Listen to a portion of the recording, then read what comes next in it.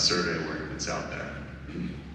So, the other insight from this is that if you have a broader definition of what libertarianism is, the number scales rapidly up to potentially 30 million individuals.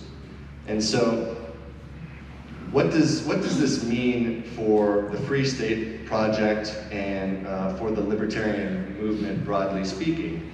I'm not here to argue or to make the case that 30 million people are going to be moving to the Free State Project anytime soon. Yes.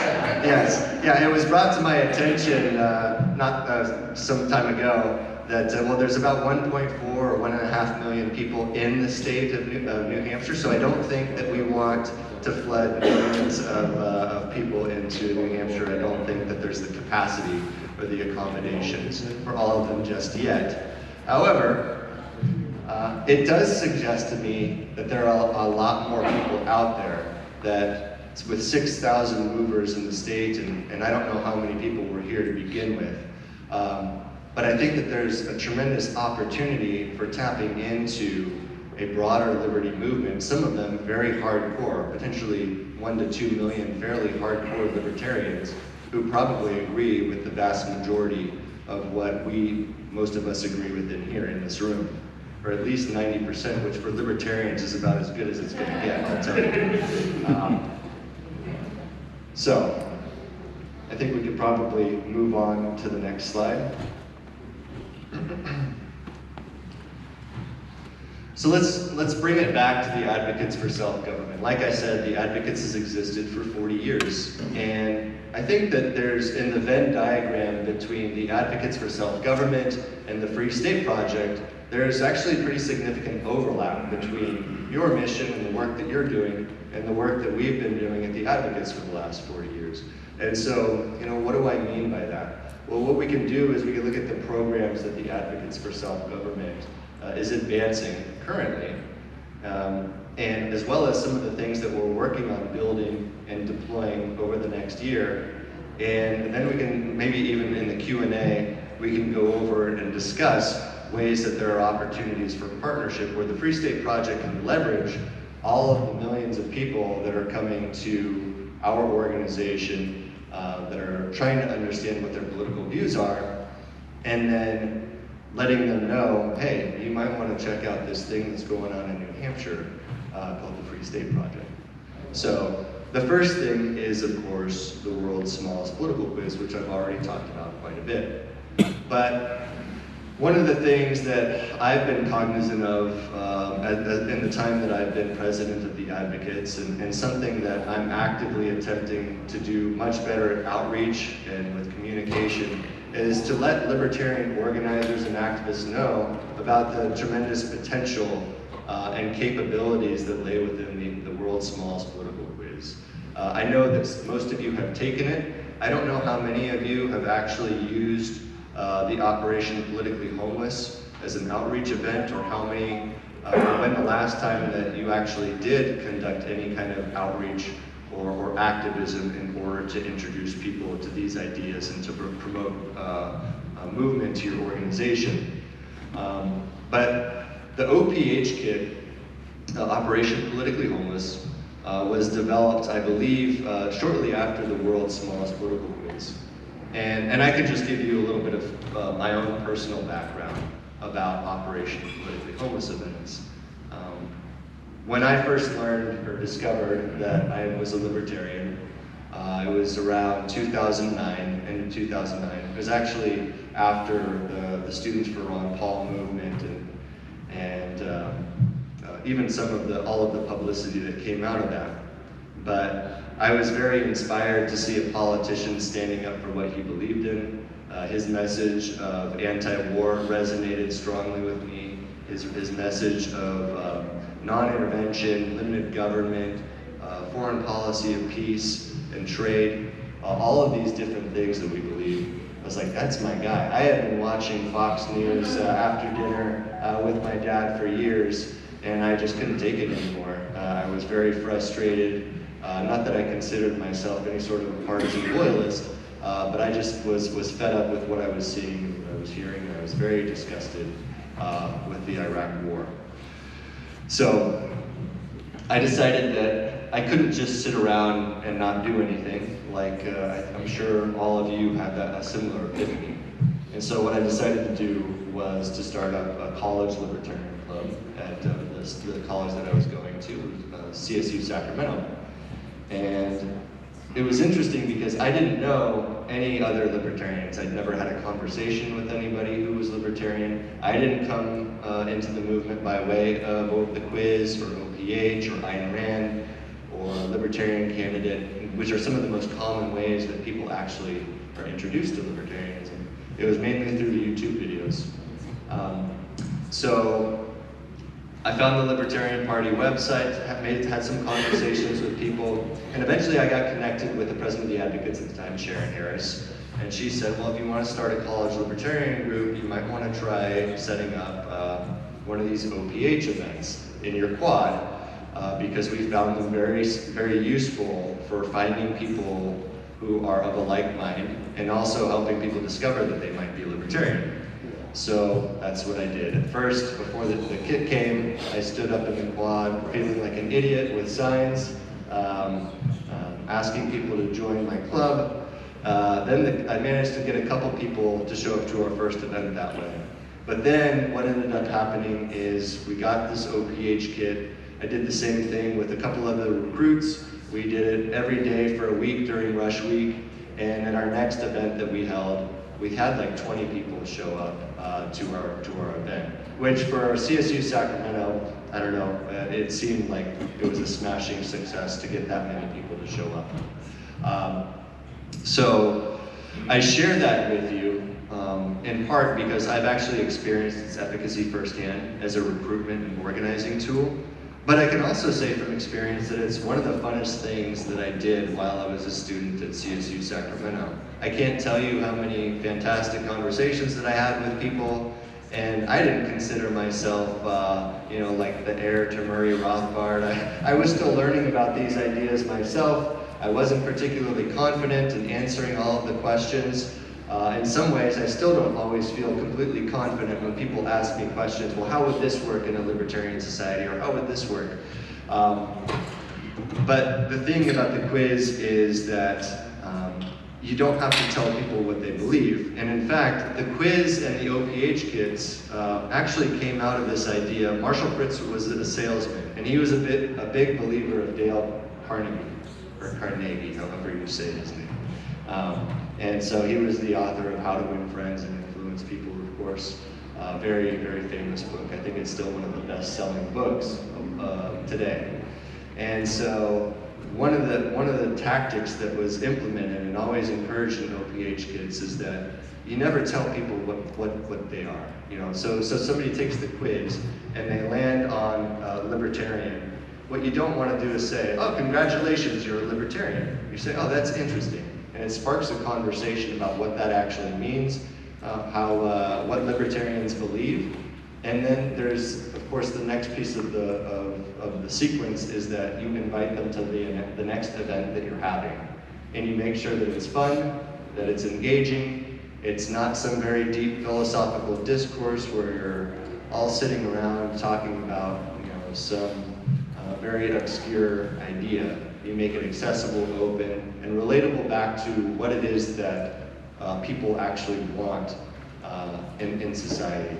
And so, interestingly enough, just a quick aside again, one of the questions that we ask people on the quiz is what issues are most important to you? We started asking people this question over the last year or two. And it ranges depending on how people score on the quiz, and if anybody's interested, I could provide the data on that. But for libertarians, what's really fascinating, and I guess it wouldn't come as a surprise to this crowd, can anyone guess what the #1 issue for libertarians is? War. Well, the data is actually pre the Iran war. Taxes, yeah. Taxes are #1, followed by the economy, and I can't recall, I think #3 is education. So I look at those 3 issues and I look at the work that New Hampshire is doing, and it seems like you're just on top of all of those things, which is pretty encouraging and exciting. So you really shouldn't have, you have so many results to actually show and share with people about the work that you're doing, people who might be interested in what you're doing to libertarians that I think they're going to be very intrigued. So, I've talked about the world's smallest political quiz and the OPH kit, and how the Free State Project and organizers can use these tools. And again, for anybody that was here last night, Pedro Serra talked about the two things that you can do for the Free State Project. And it's very similar to the things that I talk about when I go and I talk with other people across the country, is volunteer, use our quiz, use our OPH kits, or give us money. Those are two things that we always appreciate and we support. But the last thing that I wanted to share with you, and something that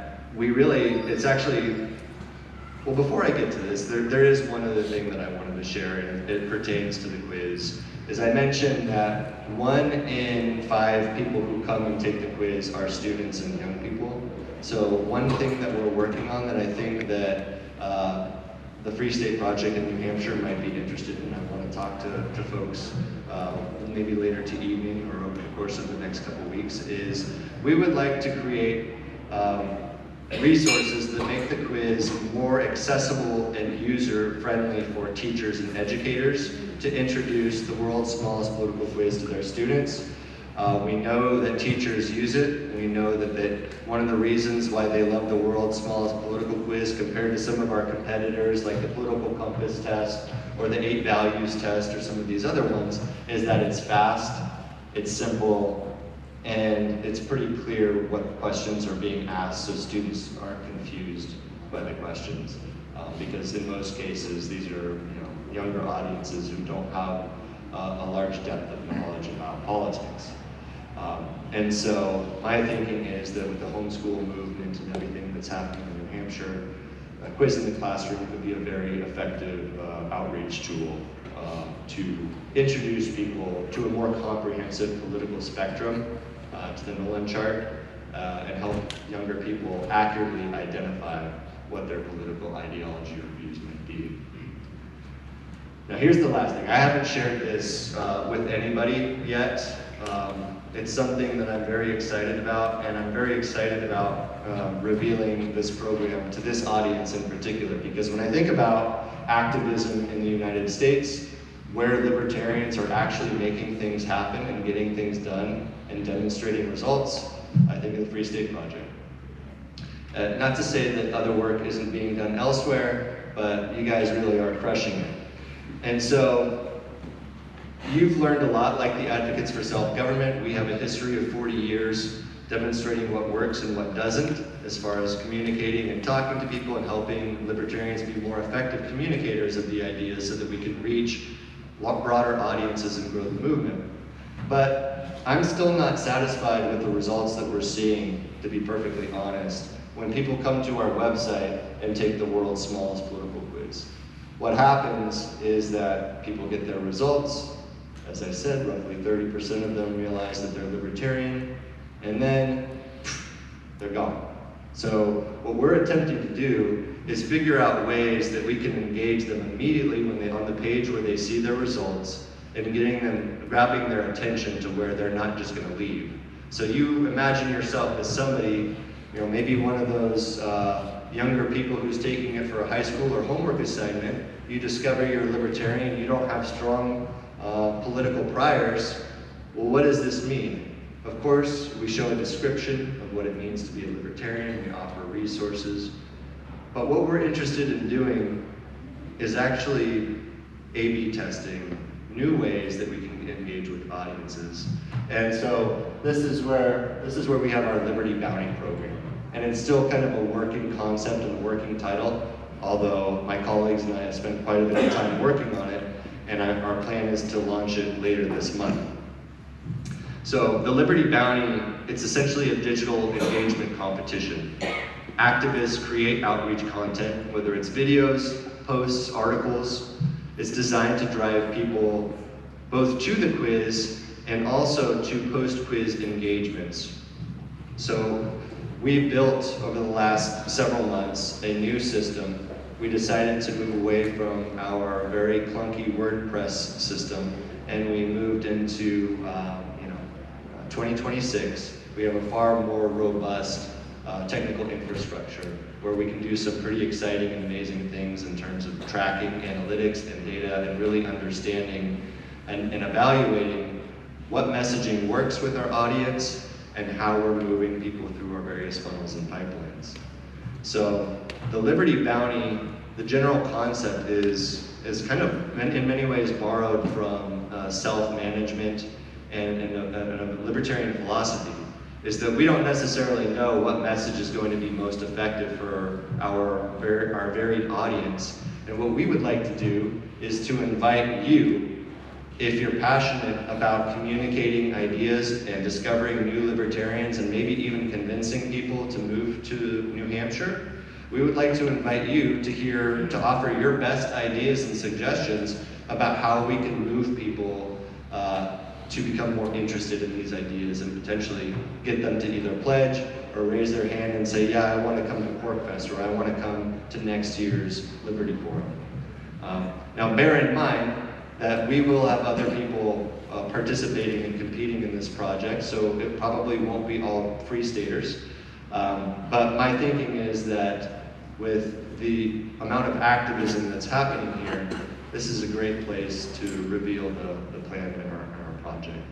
So it's very decentralized, it's incentivized, so we have the infrastructure, the technical infrastructure built in order to be able to evaluate who's performing best. If you have an idea and you think, Mike, I really am confident that if we present this information, this argument, or this way of communicating this message to everybody that scores as a liberal on your quiz, I think we can move them, and I think that we can get them activated, and so we can get them to do something. I want to know about that, and we have the algorithm or the rubric in place in order to evaluate what success looks like. We haven't settled on what the actual award or incentivized financial budget looks like, but our idea is to be able to offer financial incentives for the best performing contributions, the best performing people that are selected to participate in Liberty Bounty.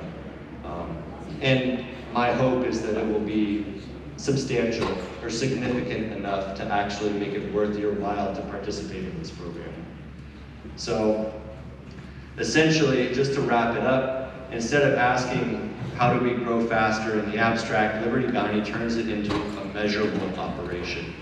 What content works, what messaging works, what message works with which particular audiences.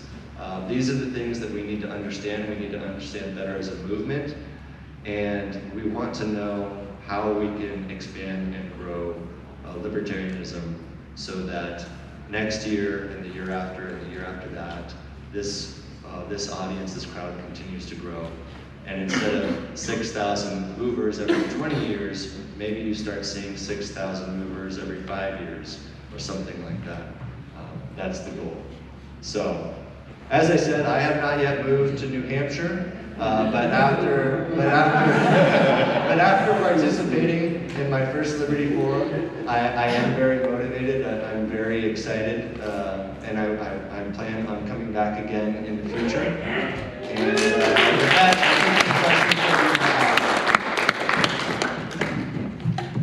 so, do you think the quiz is like 100% neutral? To me, it feels slightly push-pull, like a push-pull. Certainly. Yeah, I mean, that's a legitimate criticism that we have. We've received that over the years. But I think there's a couple of things that I would say to address that. First of all, the Nolan sector, the Nolan chart as we have it, places people into 5 sectors. So if it was completely neutral, you would have roughly 20% in each sector, right? But this is America. And so Americans tend to actually score fairly high on civil liberties and relatively high on economic liberties. So to me, when you're saying that an average score of Americans, I think it's around, out of 200, I think it's around like 120 or 130. that doesn't strike me as too far-fetched or unrealistic. Now, whether 30% of people are libertarian in the United States, I don't think that's true. But I do think that in a very broad tent, maybe sort of meta way, you can make the case that Americans have this history of liberty. And I think that certainly there's a large percentage of folks that are libertarian. Thank you. I took the smallest political quiz many years ago. It was back in the 80s. And I don't know what it looks like now, especially online, but in the online version, at the end of it, it might be useful to say, oh, your views appear to be libertarian. You fit these and lists of prominent libertarians. Or if they're socialists, you could say, your views appear to fit with Karl Marx and Stalin. It sounds to me like you should participate in the Liberty Bounty Program because that's a good idea. I like that. So, Thank you. So I'm curious, since you heard about us, but then in coming here, someone who's already motivated, what was it about being here that you thought, oh, like, I definitely have to move here now? Like, what was it about it? well, like I said, I'm from Sacramento.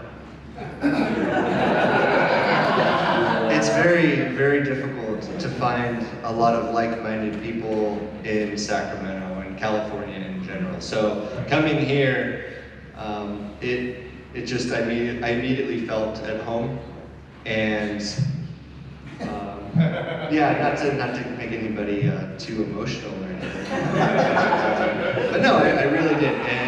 And I had no idea, I have to admit, I did not know the amount of success that's actually been happening in the Free State Project over the last several years. So seeing Jason Osborne speak last night and listening to some other folks, I was very impressed. I can't imagine something like that happening in California. We're going the opposite way.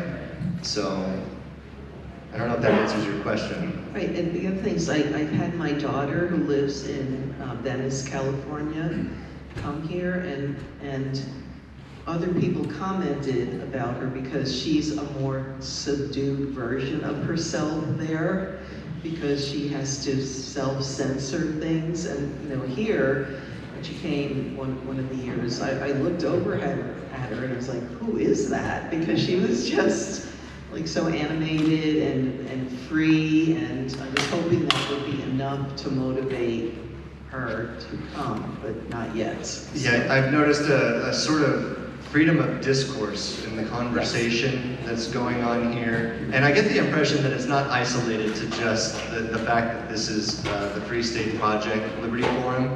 Like, you're walking on eggshells constantly in California. If the conversation comes up about politics, you got to be a little careful about what you say, and I generally don't, but it's usually a good idea to be kind of cautious. All right, so here's a hypothetical for you, just because I want to pick your brain. So if a billionaire came to the Free State Project and said, I want to partner with you to set up a huge recruitment program on the scale of like birthright for libertarians. Get the libertarian college students to all like make aliyah to New Hampshire.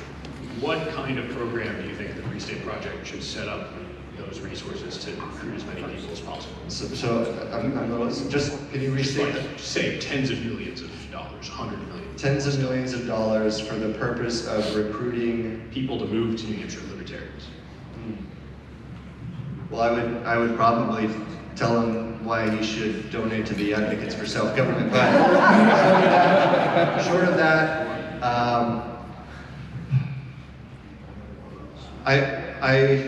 somebody was talking about let 1,000 flowers bloom, and I do believe that you need to concentrate resources and improvement strategy that's going to be effective, but it seems like we're still trying to figure out what that silver bullet looks like, and we haven't really come on anything that works exactly. One thing that I've noticed, and it is resource intensive, is that there's nothing more effective than a face-to-face conversation.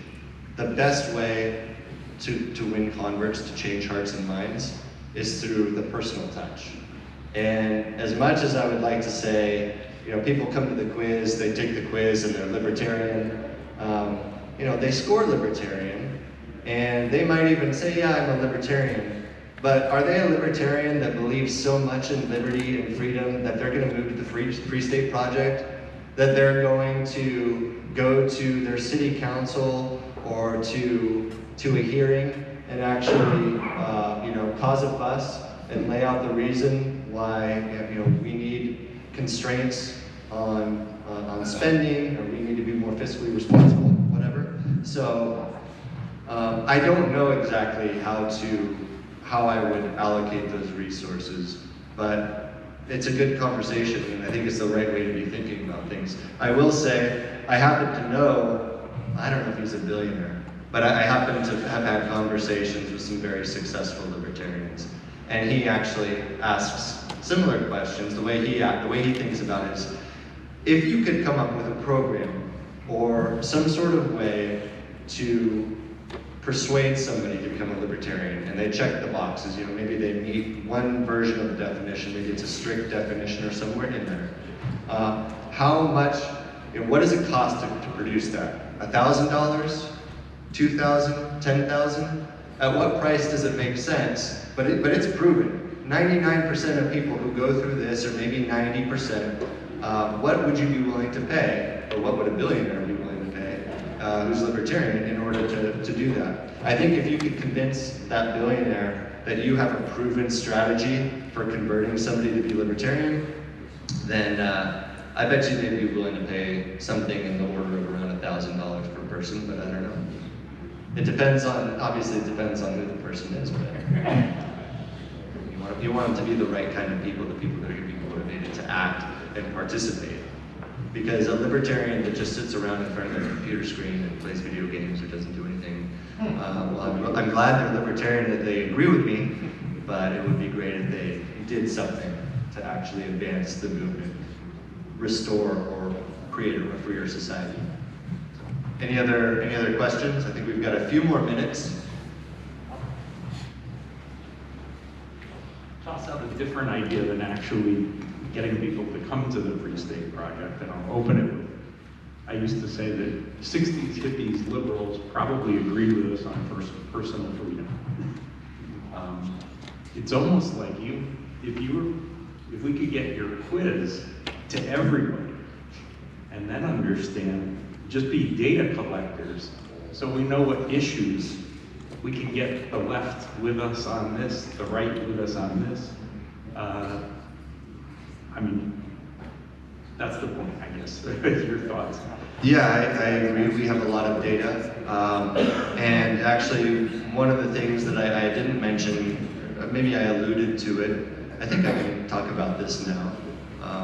That part of the inspiration for me looking at the GSS data and everything that we've been doing to try to understand just from what data already exists, how many libertarians there are, is that my colleague Jim Babka is very interested in having an actual national survey that tries to reassess and lay out that landscape. I can't really offer any more details than that right now, but that's something that we'll be collaborating on over the next several months. And that should also give us an interesting data set to work from. I think we're going to be shooting for around 10,000 respondents. It's probably not enough, but it'll give us some very good insights in terms of how libertarians can be more effective at communicating our ideas moving forward. I'm very happy to see you here. Thanks for coming, Mike. Carla's been trying to get me to come out to Liberty Forum or Pork Fest for, I don't know, 10 or 15 years. Yeah, I think from 2009. I'm glad Quick question, is there a way our community could help your efforts? Like if you guys wanted to do concerted, very focused, hardcore libertarian surveys, kind of like a test group for things.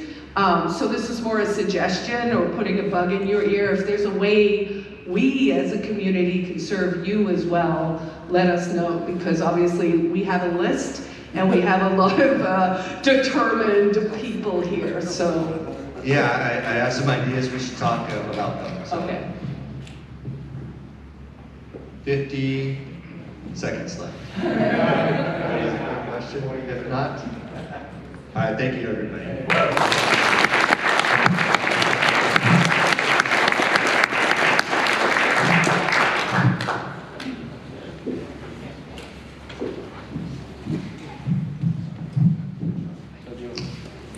So that is the end of our general programming for the 2026 New Hampshire Liberty Forum. But the New Hampshire Liberty Forum is not over just yet, right? Not only do we have a wonderful brunch tomorrow at the Quill, not only is there going to be a wonderful social hour after this, but we're also going to be having our VIP keynote dinner with Tom Woods starting at 7 o'clock. And if you do not have a ticket for that dinner, I have some good news for you, which is we still have 5 tickets for sale, and you can purchase a VIP upgrade at the registration desk. And we have already paid for these dinners, so I really hope. We always buy a few extra so that folks who are having a really wonderful time at Liberty Forum and want it to continue a little bit longer can have the opportunity to decide to join us at the dinner and purchase that upgrade.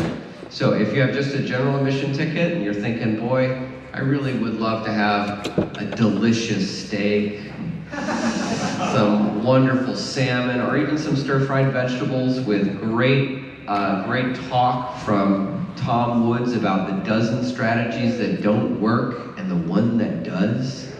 I'm not sure which strategy is the one that works. I wonder what he's going to be talking about.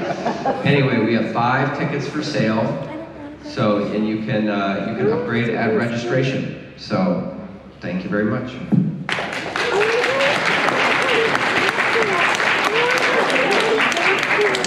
We go swimming. After we go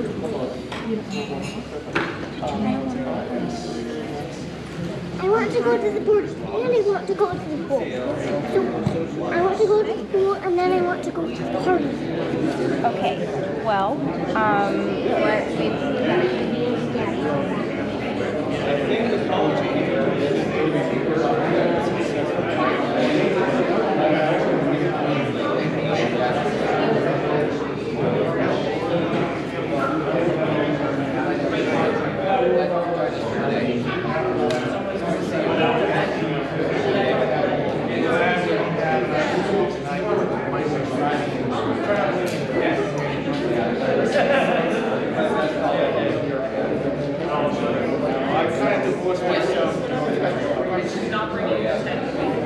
I'd love to hear more about it, and I can give you my card. So you're talking about specifically in the Free State Project. You live here. Here's my card. And yeah, we should chat. Because like I said, I would like to introduce this project. We have, it's not a majority of students, but it's about 1 in 5 that raise their hand and say, or answer the question, why are you and 1 in 5 answer for a homework or something. So we estimate that it's almost a 20%.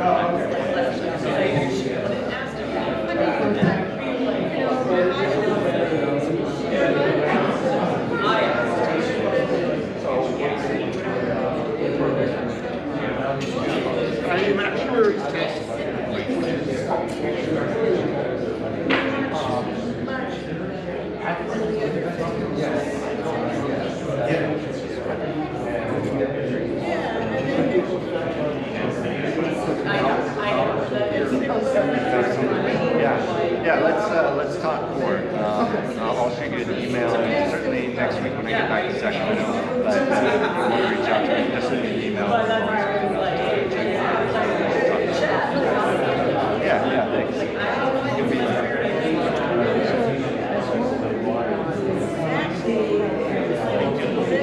Okay. Yes.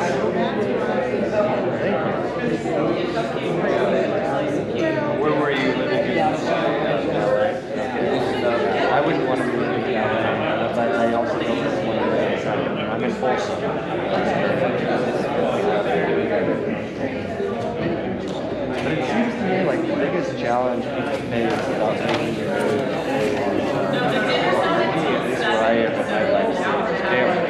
My parents are getting older. They're in Carson City. My siblings, I'll be fine. But the parents and what you do, what would happen. So that weighs in the back of my mind. But I think there's probably some. I actually did not. I knew, like, he told me 1,000 times and I kept saying, like, I will not do that. Yeah, it's true. My wife and I just had a baby who's 5 months old. Don't worry. I've been thinking more and more about what kind of environment I want to raise her in.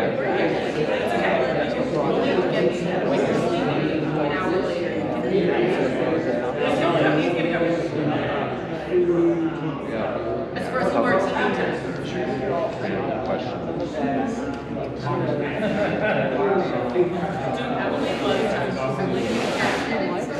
Okay, what's your name? Carmen. Carmen Madrid. Okay, yeah, Mike's really good to meet you.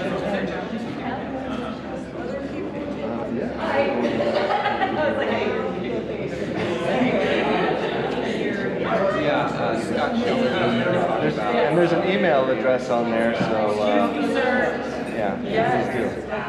He was literally here. we're going there.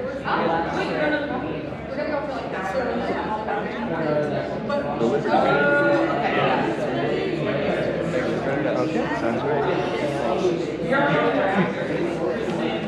Hello. Hey, how's it going? You are? Okay.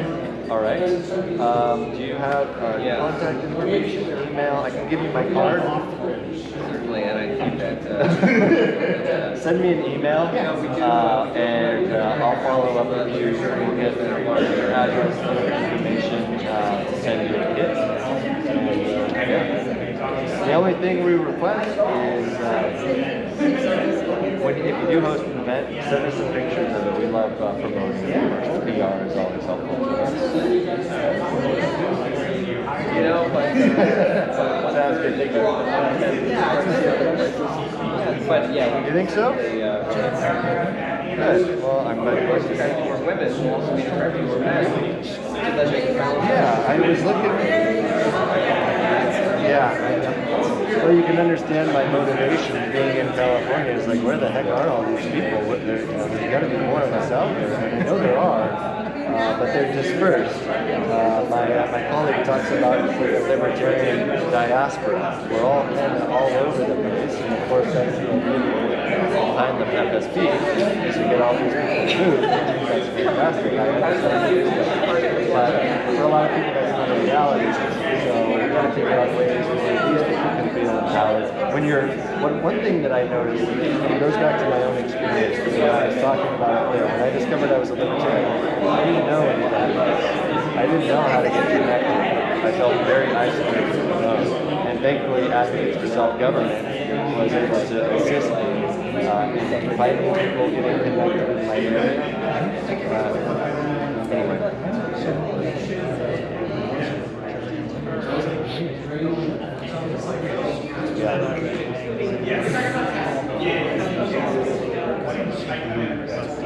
Yeah.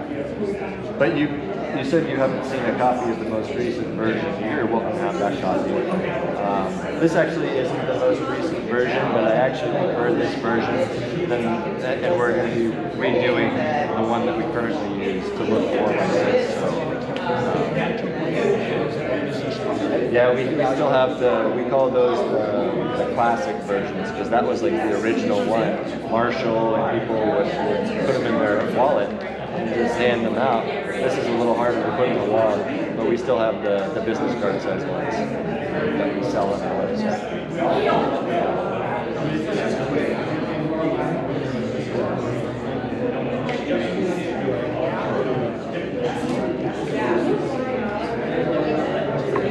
Great, here's mine too.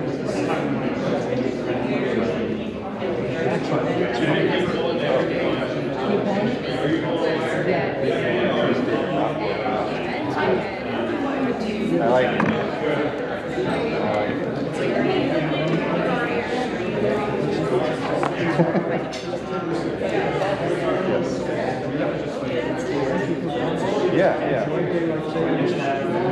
yeah, well I gotta get back to my client first thing in the morning.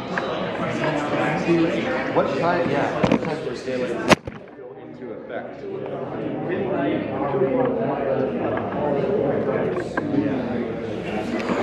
I'll be We're gonna get sleeping up on the early, boat. getting up even earlier than that. My flight leaves at 7:20 in the morning, so. Yeah, exactly. So the thing that is poured out, so sometimes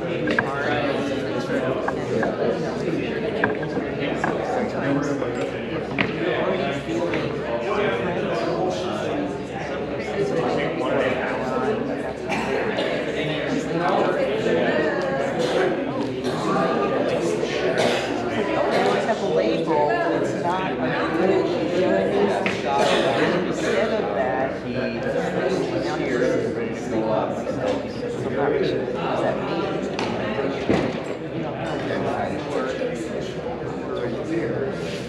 Sorry, Hampshire? I don't think I mentioned it on stage, but what I was trying to get at is you want to lead people their own conclusions or discovery, make it their idea, make it like, so that you can support that, like make them sell themselves almost like taught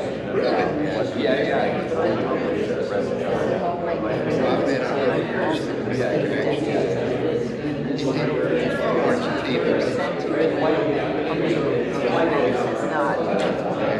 Are you a member of LOLA, Ladies of Liberty Alliance? You should check them out. It's a problem. You're right.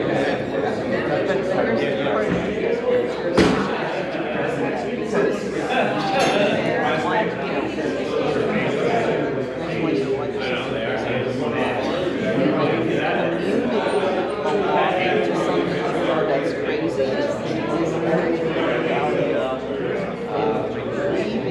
Having ideas that put you apart from this is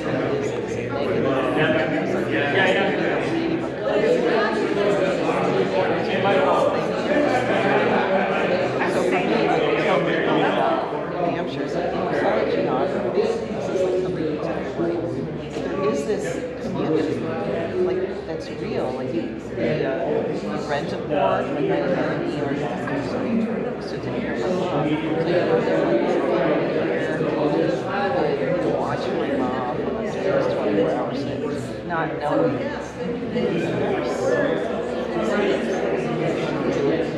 she hadn't gotten to Hampshire. And this woman I didn't even know, but we got to know each other on the trip. And it was like, wow, like I had other things I need.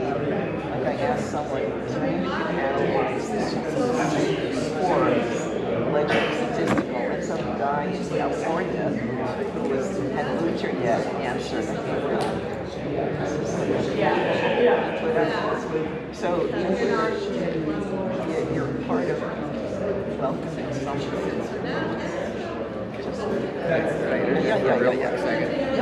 I just want to say thank you, and also I just want to tell, unfortunately I got some news that for our video back at the last one.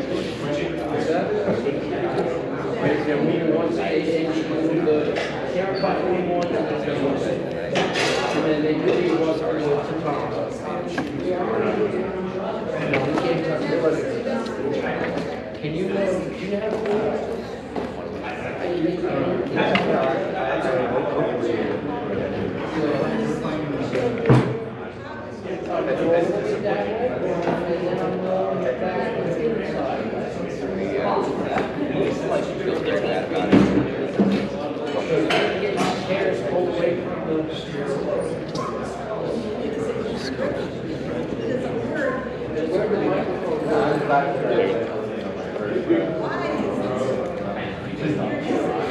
and then there's this guy. I'll pull through here. Okay, you're clear. But you guys many welcome to my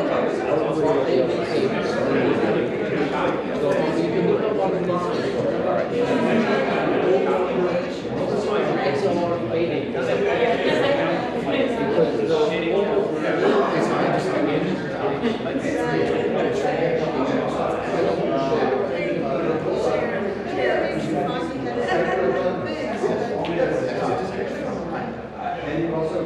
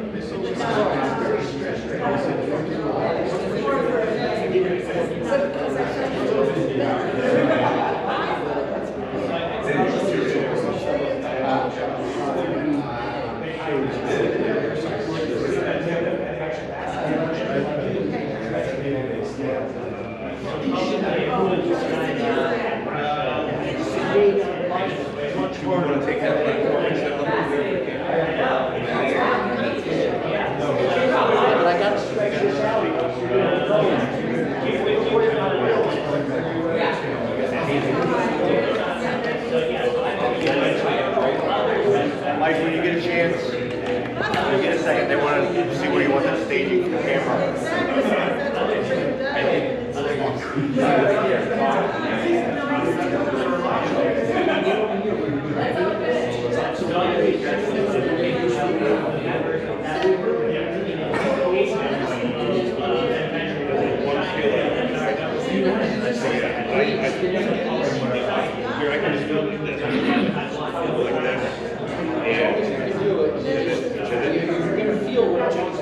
Then you spin it around.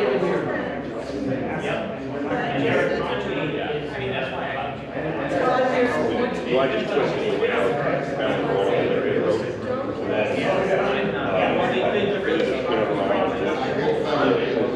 As you turn this, it spins, and it's going in, and then go around like this. And the base you're doing is so I got this one. Maybe you just want to run that over there. I don't know if they need that piece. I think they need this. Okay.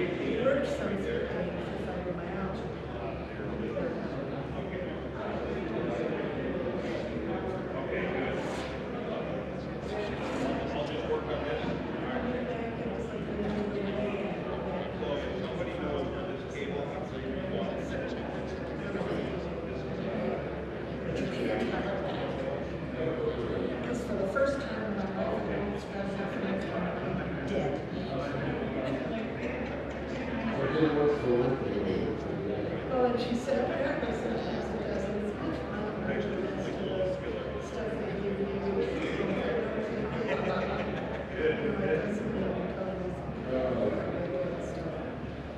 because basically what I told Hey, we could grab one of these tables. so Spencer, grab this.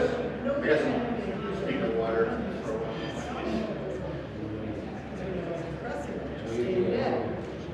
Yeah, so they just well, yeah, you just sleep for a couple of days. That's what I can say. So they just figure out to sleep there. So otherwise, if I'm not, Yeah. and she said what happens is you get in, you do all this stuff, and you wear yourself out, and then you just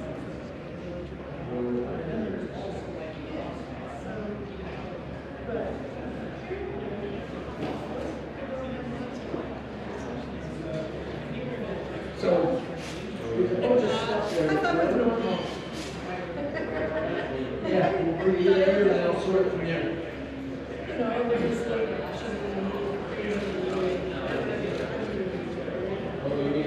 Okay, where are you going? 14 personality. To me, you know, and so the crazy me would try to get me to do something very crazy and irrational, and would say that's stupid, don't do it. But I did it all the time, and, you know. But nothing big.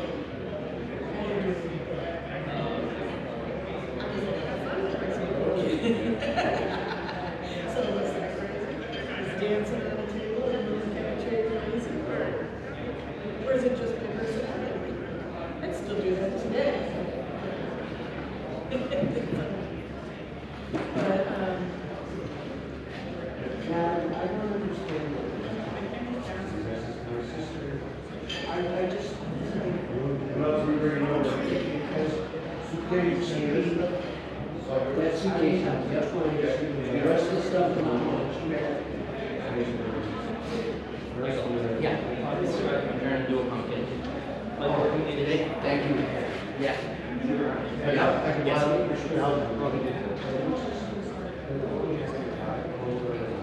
see, that's the thing. I always think that there's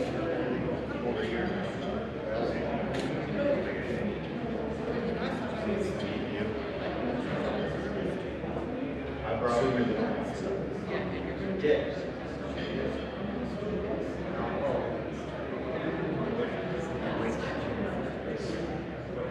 There's one here, there's two here, there's two here. The one that we had here.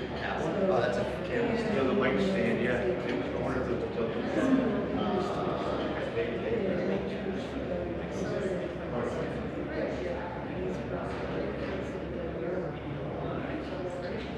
So he had this idea of how it should be. And to me, everybody else in my class, they're being amazing in the house. Because they're grading me differently than I'm used to. And so I thought I was working my butt. Do you have dreams about that? I don't know if you saw Jordy's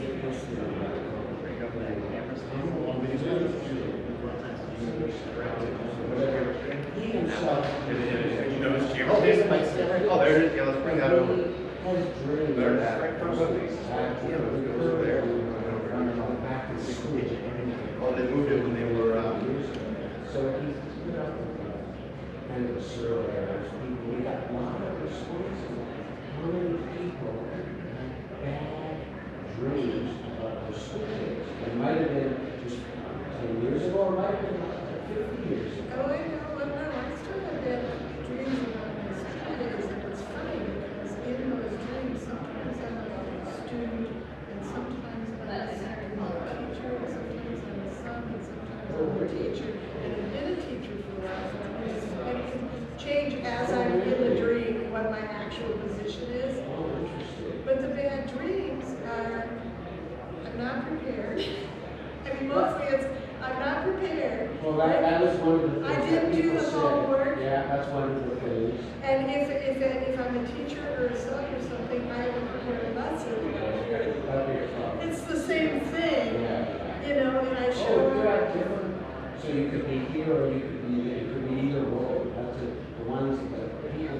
Well, because I've taught. Yeah. Well, that is. And so That it's would be either- a disaster if you get there. I'm I supposed to didn't be do my homework. teaching and I didn't do my homework. I have no lesson plan for you guys today. Or I didn't do my homework, but it's the same thing. It's showing up under here. Of course, the other one which I guess is common is showing up naked. Now, that one wasn't mentioned. Well, that's a common dream, not necessarily in school, but showing up wherever you need to be naked. Or in your nightgown. But I think it's because some part of you knows you're actually naked in bed or with a lightsaber, you know, whatever. And so you're dreaming and you're wherever you are doing whatever, and you realize, I have no clothes on. Well, it's because you really don't have no clothes on. Dressed inappropriately for being in a classroom. In program or wherever. So sometimes it's at school and sometimes it's at the state house. It wouldn't pass muster as Yes. proper attire. Right. But, yeah, sometimes it's in college. Well, yeah, and sometimes these are schools, elementary, high school, but sometimes they're in college. Well, that too, because it wasn't, we didn't necessarily know when it was, but it was interesting that so many people It's a recurring it's kind of a stressful, or at least a bad dream. performance-driven environment. Yes. It's anxiety-producing, and we have, so people who remember things, most people don't remember things back then, in their really young years. The ones they do, the ones that were very stressful. And that's natural because obviously you die, right? So your brain remembers those so that you stay out of those situations, throughout human history, right? So that makes sense that your brain's going to remember those things. Well, school is a stressful situation. So that's going to be one of the Government things. schools. It's going to crop up into your dreams. And these are people who were successful. I was successful. Yeah, but yet they still have this recurring thing about something that happened like 40 years ago. Well, and they weren't necessarily things that happened. I never showed up to teach a class that I wasn't prepared for a lesson, okay? Yeah, and yet, some anxiety about something, somehow triggered this. and yes, no, I did not. Another one is finding my class. That was another one too. They're wandering around in the halls and they can't find their classroom. I didn't want to say it, I was waiting to see if that's a very common Or one, too. remembering your locker combination. Another lockers, wandering around the lockers, when they finally get their locker, they can't get it open. That's another one. Yes. Well, those were all stressful, right? If you didn't have your open, or you had a surprise test. Right, they didn't know, some said they never went to class and they showed up and had to take an exam, the final, and they didn't know anything about it because they missed all They the missed all the classes. classes. I have that one, but normally it's college. That's not only. Yeah, well, this one, as I say, it could have been elementary, could have been middle, we got through college. Yeah, so for me, if I have that dream, I didn't go to class, and then suddenly I show up in class and I don't know what's going on because I didn't go to class. Well, you're in good company because That's evidently college. But then I actually did that. So you didn't make it out. Well, there was a really excellent math professor, and he was teaching, it was technically like calculus 1 and 2, which I wrote down because it was physical. But he was teaching way beyond. I think we're done here. Amazing. And I had made friends when I was in honors chemistry class, and I had made friends with a couple guys in the class, and I was looking at the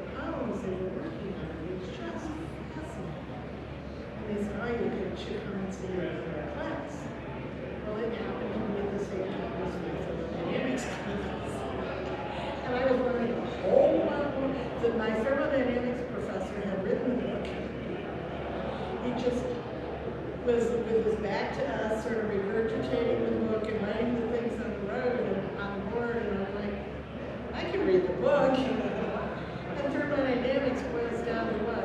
One big equation and maybe a couple of little ones. It is just how you apply it. But it's PV equals nRT. It's pretty much. Just memorizing the formula? No, you got to figure out how you're going to apply it. And so that's what. But I mean, it all pressure times volume equals n. Tools temperature.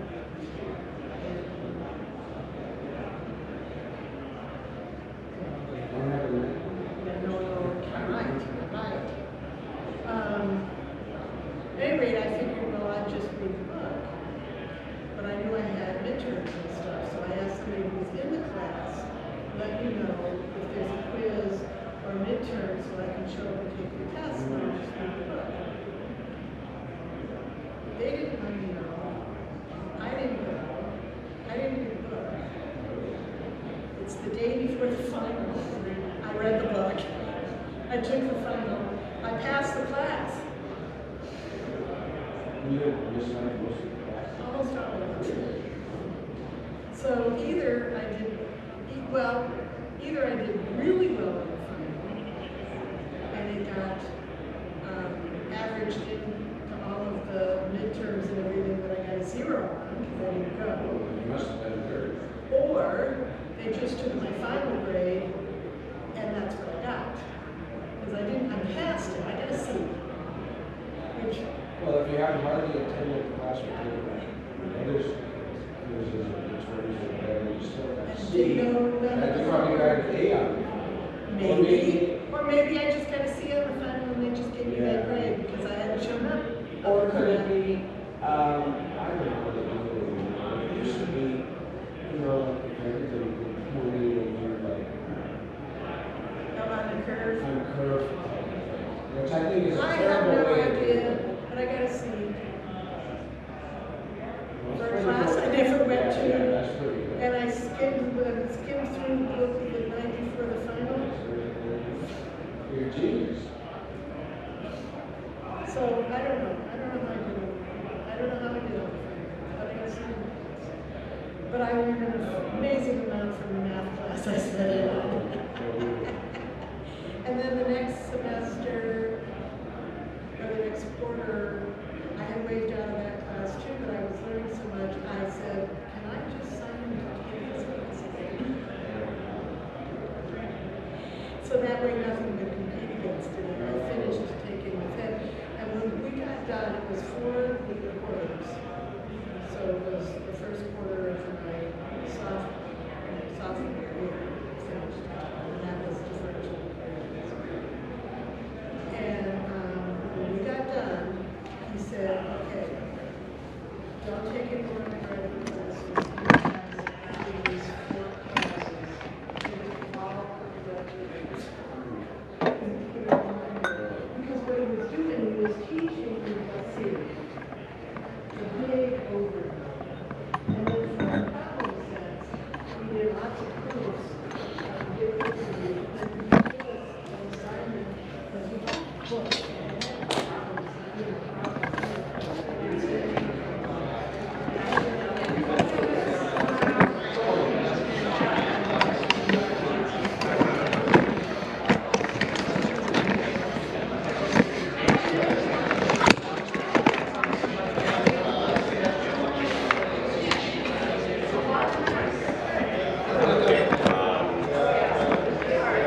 We want to make sure we got power to stuff. He's got a cord coming here that is power for that camera back there. We'll make sure that's plugged in. That's way over there. And one's way over there, so it's plugged right in. We've got this guy here. I don't want to turn anything on yet. Yep, okay. So he asked me to pack up all that stuff in that bag. I gotta go. What I did is I took all the cords. And I think he said he was interested in something. I had a guy come. Okay, so I can't find that freaking power supply. It's a big brick. No, it's a small brick. Okay, I might have put it right there. Okay, it's...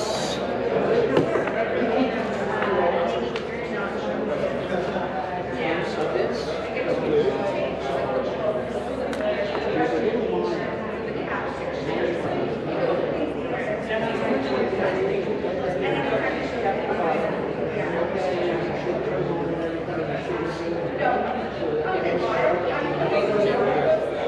Where's my microphones?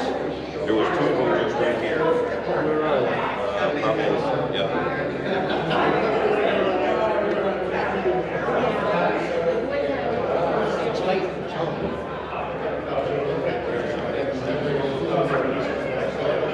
No, we can't do it. Unfortunately. Union contract? Yeah, I don't know what it is. Could you go see the other side? I turned it on. Oh, it's up the road. Okay, that's good. Oh, I could use that though, so. You want it? Could you go grab that real quick? Oh, and do we have power here yet? Yeah, that's on. Well, That's certain. where's the power go? Oh, gotcha. So is that not first? Yeah, he's take two. Oh, yes, it is.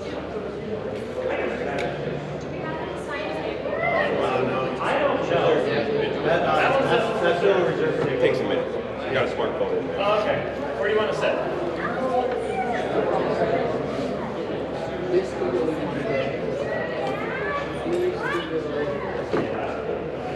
Okay, so there's a bag, see that camera bag right over there? That one's reserved. If anything says access, except for this, we need this and that. Oh, where's the USB-C thing that went with this? It's right in that back of that bag right there. Or it could be in that line. It's actually, it's right in here. You push it up, it's right there.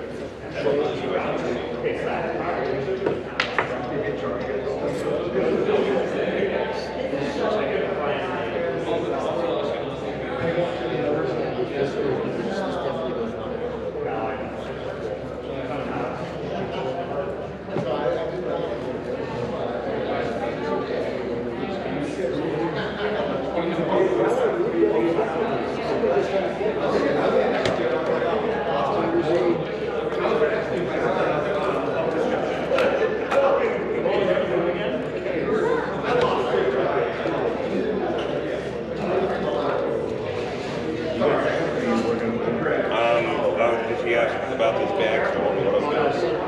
Yeah, I got Because I gotta get some stuff in there. Alright. Storm wouldn't shout, I think I just had it. There's a,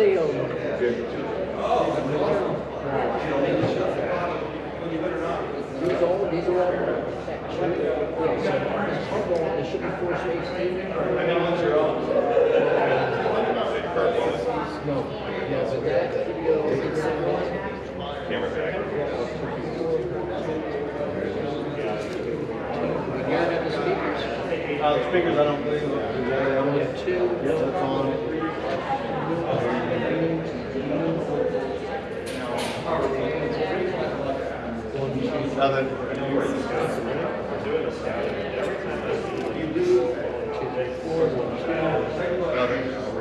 Two, yep. 1, 2, hey, hey, 1, 2, 3, 4. The Muffin Man was seated at the table with the utility muffin exchange kitchen.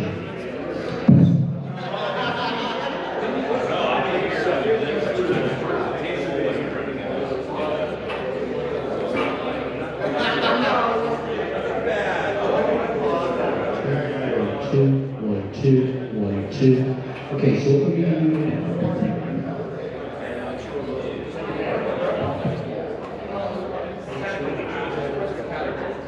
This will go to the we need to have somebody on the camera. 1, 2, hey. Sounds like you guys are good at it. Keep on with my stuff. Thank you for that. You're very welcome. Thank you. 1, 2, 3, 4. 5, 6, 7, 8, 1, 2. 1, 2, 1, 2, 1, 2. Got it.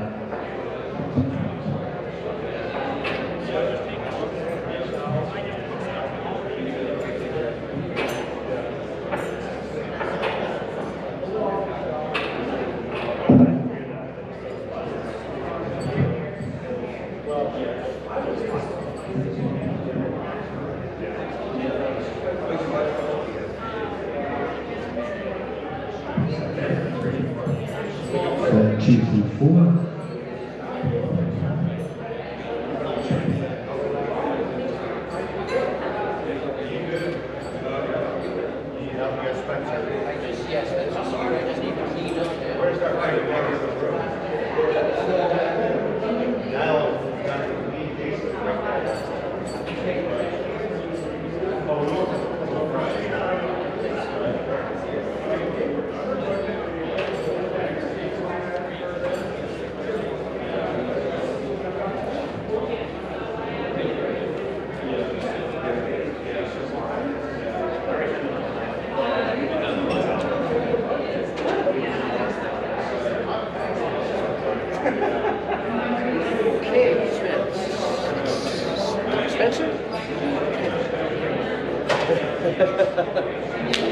Thanks for, I mean, excuse me for getting like that. You know, I get very content in moments like that.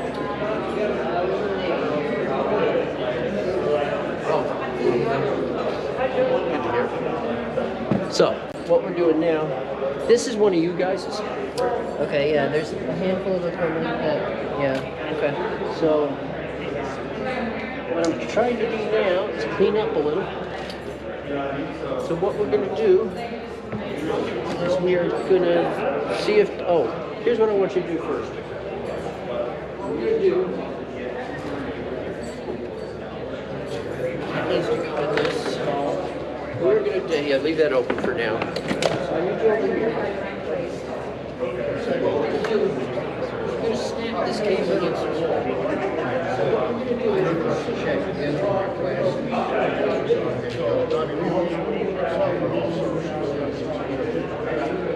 So be ready for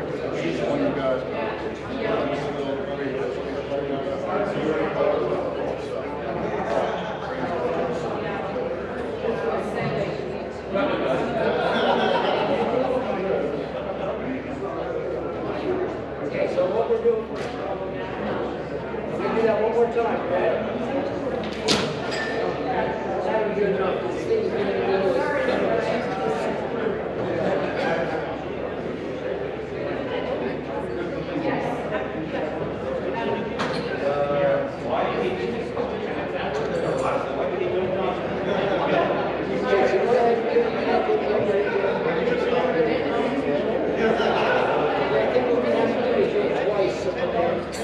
So you got a hold of it, right?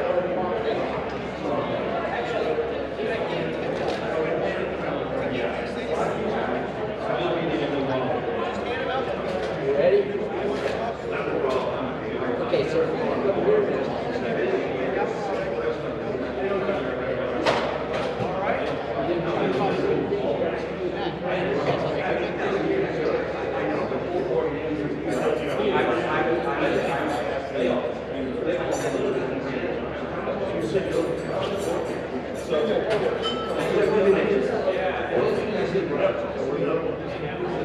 where are you?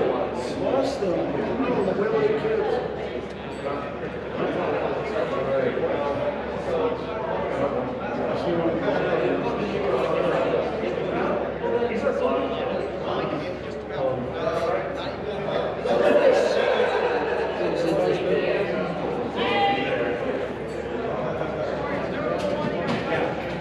This can stay here because this is still being used.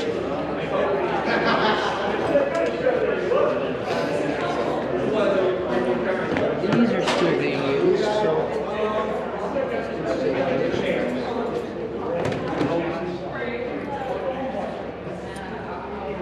we're going to have you operate here. You're good with that, right? Yeah.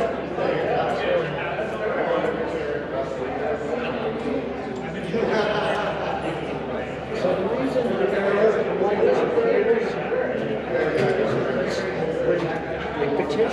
It's like there could be potential damage, right? And if they see freaking shit, but if they see nicely neat stuff,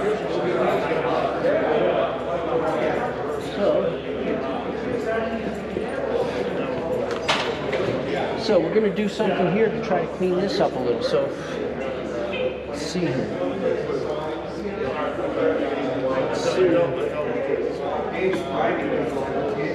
And that's the problem with a massive volunteer base coming right in and just start moving. Okay, so you want to go, why don't you stay here? Okay.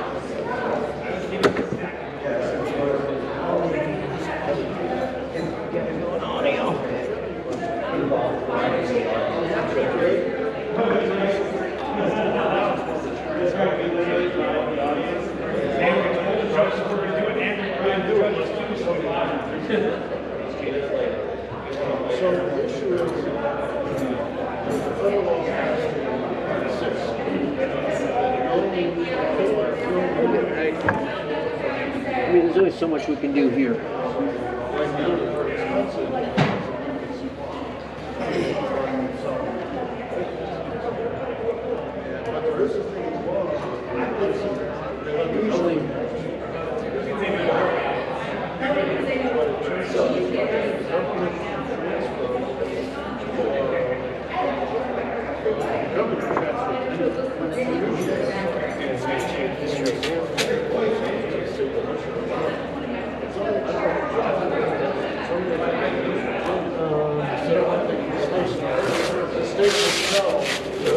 Crunch that up. So okay, so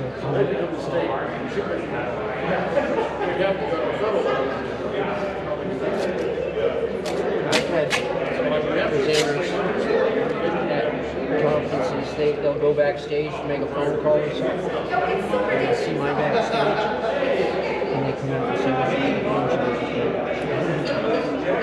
so they sit down.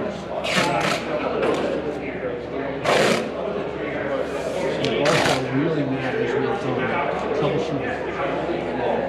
You know, if you freaking can't see where a cable goes,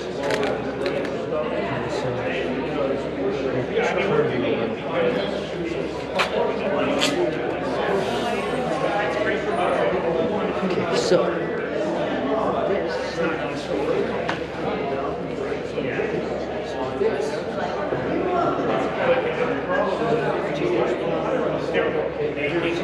this goes I can't say that. In that area, like what's your motivation? It comes changing the world, not just making it. This goes in that thing. Yeah. I would like to not live in slavery. And I can't escape slave world. Oh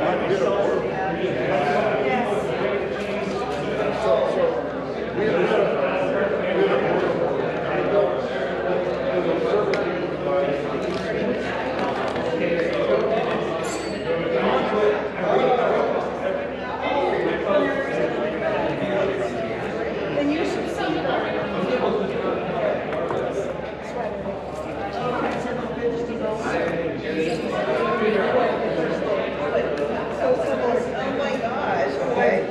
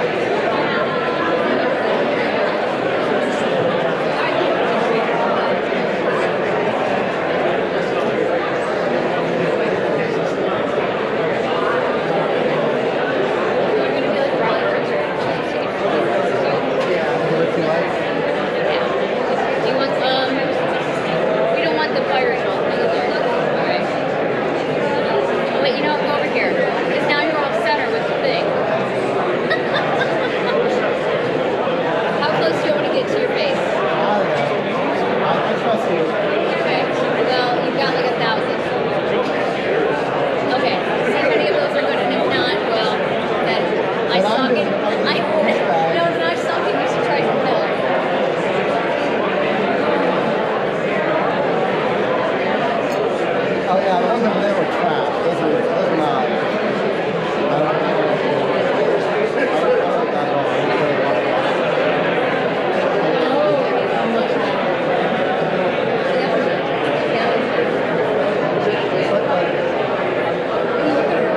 know that at all.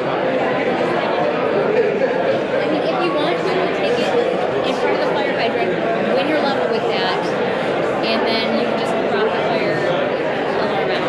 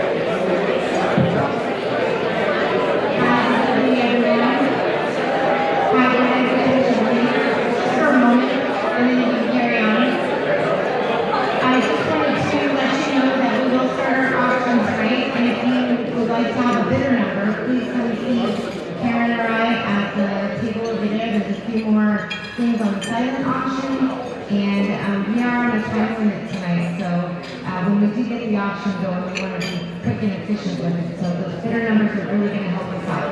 So carry on with your meal, enjoy, and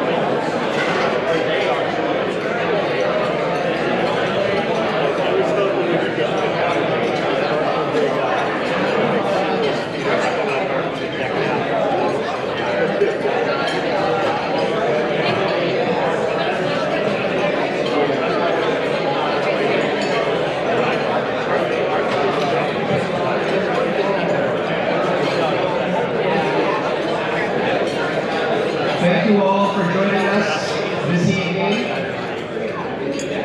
This is such a nice way, with such a good company, to have a nice capstone for this 2026 New Hampshire Liberty Forum. I hope you all have enjoyed the forum and had many great conversations, and that you continue to have great conversations. But we're going to start our programming for this evening. Please feel free to continue eating as you do. Before we get to our speaker for tonight, I just want to say a few thank yous to all of our sponsors, all of our volunteers, everyone who has come together to help make this conference a really great success this year. This has been going strong since 2008, right? 2007. All right, even longer. I mean, next year will be the 20th anniversary, or we'll have to plan something special, even more special. But in particular, I want to recognize our two champion-level sponsors for this event. And I just want to say, we work very hard to keep the New Hampshire Liberty Forum affordable for people, and a lot goes into this. And we could not do this without our sponsors. And I want to recognize our two champion-level sponsors in particular, which are Chainstone Labs with the Free State Bitcoin Digital Asset Conference, and also Goldback. And actually, I've asked both Bruce Benson and Jeremy Corden if Bruce is going to introduce Tom Woods for us in a little bit, but I also asked Jeremy Corden with Goldback if he would just say a few brief words. Jeremy, would you join me up here? Or? All right.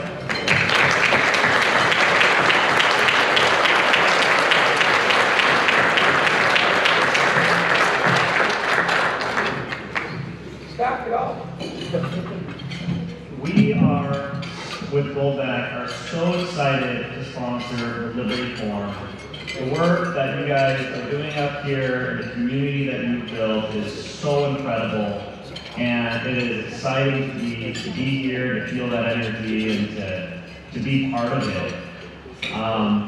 We did Goldback about 7 years ago. I think New Hampshire was our third state, and New Hampshire really embraced the Goldback and PorcFest and this community in particular really helped propel it to be successful just all over the place. We've got about a third of $1 billion worth of Goldbacks out there now. And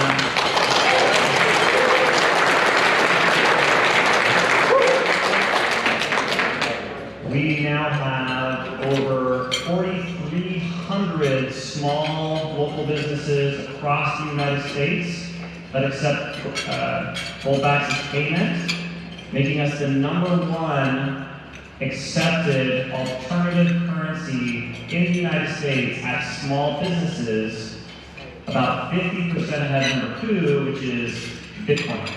All right.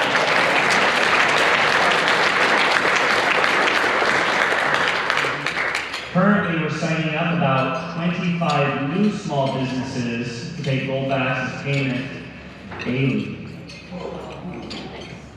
So that's about this fourth of this room, third of this room full of small business owners every day that are deciding to use gold as money again. Super excited to be here. It's an honor to support groups that support liberty. That's always been important to me.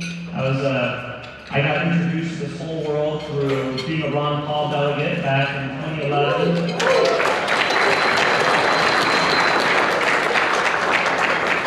And it's exciting to see the liberty movement going so strong. So thank you everybody for your support.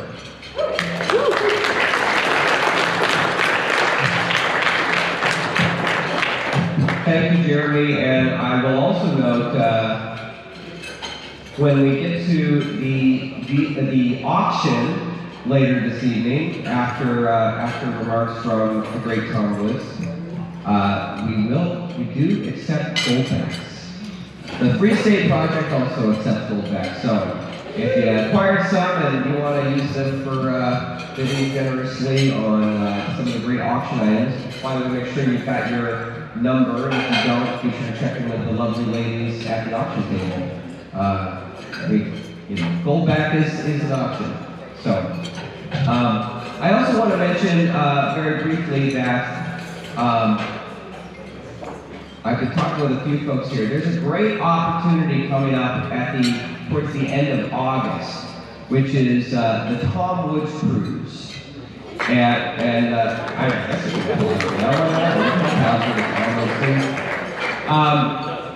I just want to say, I don't know, Tom might mention it, but I was on the Tom Woods Cruise this last year. Actually, if you get the Free State Project newsletter and you were subscribed at that point in time, you probably got a lot of emails about stuff happening on the Tom Woods Cruise. But I think this is going to be the last Tom Woods Cruise for a while. It's leaving out of Boston, going up to Canada, so it's right in our neck of the woods. And I share this not just like to promote something Tom is doing. Tom's always doing great stuff we're promoting, but because it's a great opportunity for the Free State movement, because the folks who attend the Tom Woods Cruise are all our people who believe in liberty, and they can afford to go on a cruise, which means they might be able to afford New Hampshire housing prices. So I'd love to have as many Free Staters on board that great cruise as possible to mix and mingle and let them know about the great things happening in New Hampshire. So I'm sure Tom will be sure to mention the website. He's very good at self-promotion. But I just want to plant that when Tom is promoting that or mentions that, it's not just, it's good for us to get people there. Those are really great people we want to get to visit New Hampshire and move to New Hampshire. So, all right, that aside. I want to introduce Bruce Benton, who will be introducing Tom Woods. Bruce, of course, is one of our more visible Free Staters, showing up in powdered wigs at local city council meetings to chastise them for their local petty communities. He is a Bitcoin pioneer and a great supporter of this movement. So, without further ado, Bruce, if you would.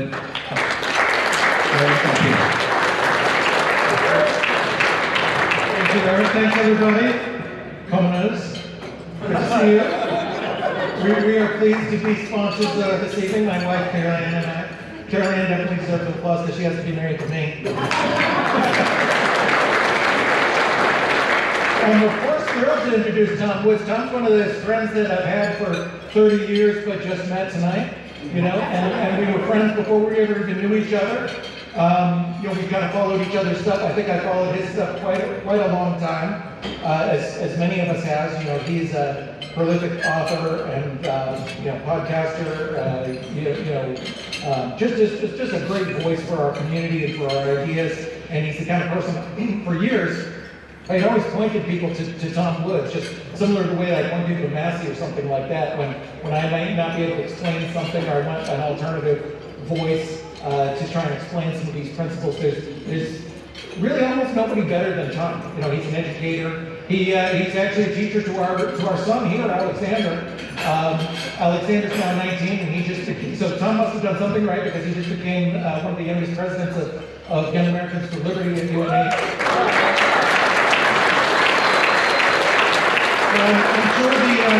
I'm sure the Tom Woods influence with the Ron Paul curriculum probably influenced our son along with countless thousands and thousands of others. So it's a real pleasure to introduce Tom. We had, there was another political person who was supposed to come up to New Hampshire yesterday, which is Lindsey Graham.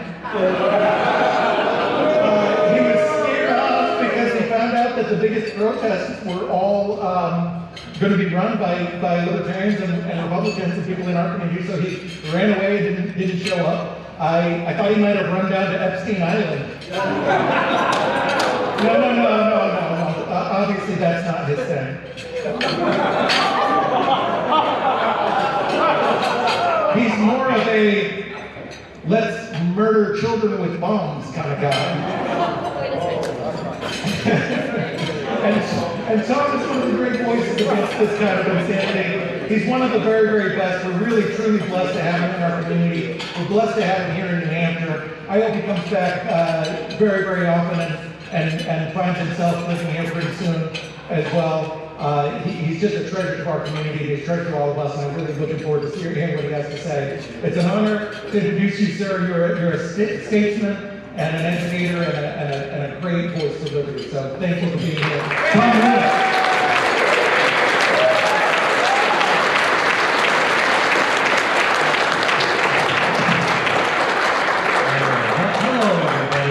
Thank you very much to Eric and to Bruce Fenton. Boy, that video, Bruce, the way he had it. One of the best things I've ever seen. So, a couple things. Eric is not a very good self-promoter. He's a great promoter of this movement, but he's not a great self-promoter. Why do I say that? Because he just had the opportunity to tell you something really incredible about himself. Now, I'm sure he mentioned it in a Free State Project newsletter 11 months ago. But this would have been a great opportunity for him to repeat it. So he was kind enough to mention that I'm hosting the, rather, well, let's just say the rather self-promotionally named Tom Woods Cruise later in the year. And Eric's going to be with us again this year. Why is he going to be with us again this year? Because he's sailing for free. He won a free cruise in our pitch competition on last year's cruise. And the pitch competition was very simple. You get 1 minute to pitch anything. It could be the Free State Project, it could be Port Fest, it could be any institution, anything you like, it could be the cause of liberty in general. You have 1 minute to promote what you want. And we all thought we had figured out who the winner was, but then Eric went up and just blew the roof off the place. So what was it, Port Fest specifically? Yeah, Port Fest. I ripped my shirt off. He ripped the shirt off. No one was expecting that.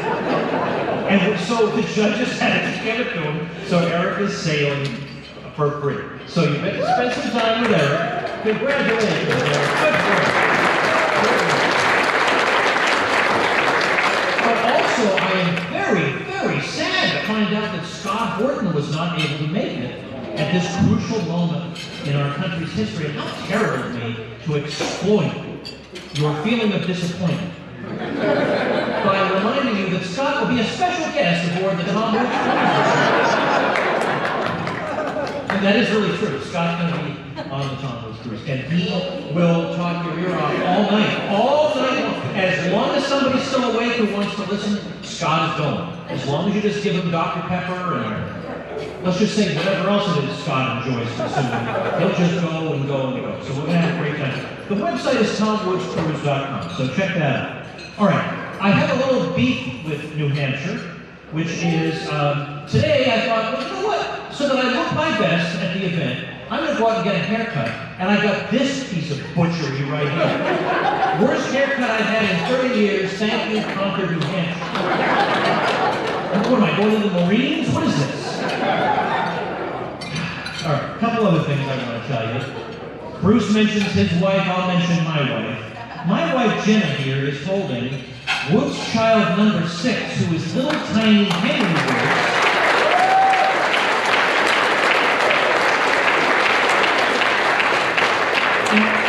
As parents, we have to be careful that we don't try to mold our children too close. We give them freedom to become who they are intended to be, to let them flourish spontaneously. But that doesn't mean that I can't secretly hope for certain outcomes. And I want to see him be a great communicator for great causes, the most interesting person you've ever met. So, little tiny Henry, we can't wait to see who you become. So, all right. I need to say one other thing. I have only 10 copies. 10 copies. I mean, why would somebody bring 10 copies of a book to a room with 150 people? I don't know. Because he's bringing a little child who requires like 7 suitcases? That's about all the room I have is 10 books? But you may know that, in 2020, there was a little bit of an insanity that swept the country. You might recall this. It was very minor, you probably didn't even notice what was going on, but some of us did. Some of us wrote about it every blankety-blank day until it stopped. And I ended up saying, I have all this material that I wrote about this terrible period in our history, and I would be sad if it just vanished into the ether forever. Because I feel like some of my best writing was in going after the crazy psychos who were imposing all this on us. And I know I have shortcomings. I know sometimes I'm too sarcastic, and I'm too contentious. If that's even possible. I'm too contentious sometimes. But nevertheless, I feel like in this case it was entirely called for. So I decided, well, now I am the worst book title generator in the history of mankind. I have a book called 33 Questions About American History You're Not Supposed to Ask. That title sucks. That is the stupidest title in the history of the world. I got a whole bunch of those. I finally, on my 13th book, finally came up with a good one. How would I sum up what just happened? And how would I sum up what this book is? And so the title is Diary of a Psychosis. And I'm so proud of that title. It actually describes what this is. It is a diary, because in effect I was writing every day, so it's like it's unfolding in front of your eyes.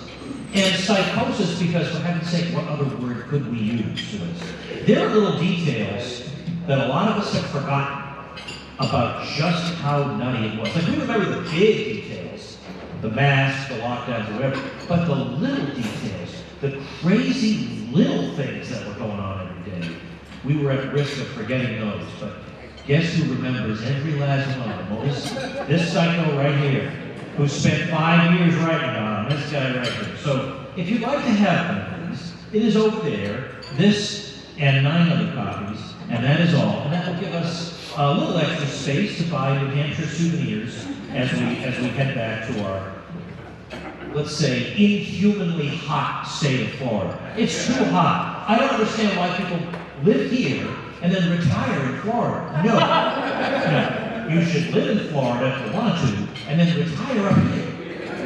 I don't understand the whole, but it's too cold. You know, as Carla Garrett says, put on a coat. You know? Put on a coat. All right, so I'm going to start with this. 1902, long before Lenin was part of the Bolshevik Revolution, Vladimir Lenin wrote a book called What Is to Be Done? And he was asking that about the international socialist movement and about the different factions and their different visions of how the socialist triumph was to be brought about, and in particular in backward agrarian Russia, how was this to be brought about? In addition, he was wondering, how are we ever going to get these workers to wake up and figure out that their liberation comes through communism?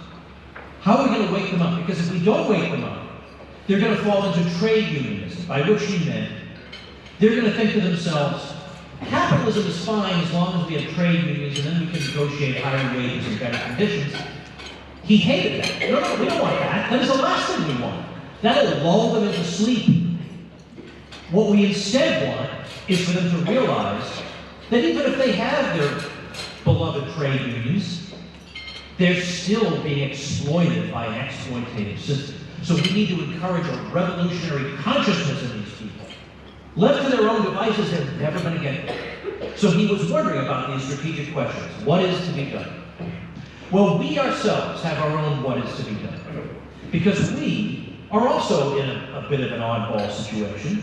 Because we have a deeply unpopular position. I mean, let's be honest. There are a lot of people in the country who agree with us on many things, and that's wonderful, and I'm thrilled to work on some things. But I think if some of those people knew the half of what you and I believe, they would have second thoughts. So we do have what is a somewhat unpopular position, and we're up against the fact that the overwhelming majority of people in this country are educated in the state's schools. Now, the state's schools are going to tend to place the state in a favorable light. It is a racket. I mean, it's a clever racket.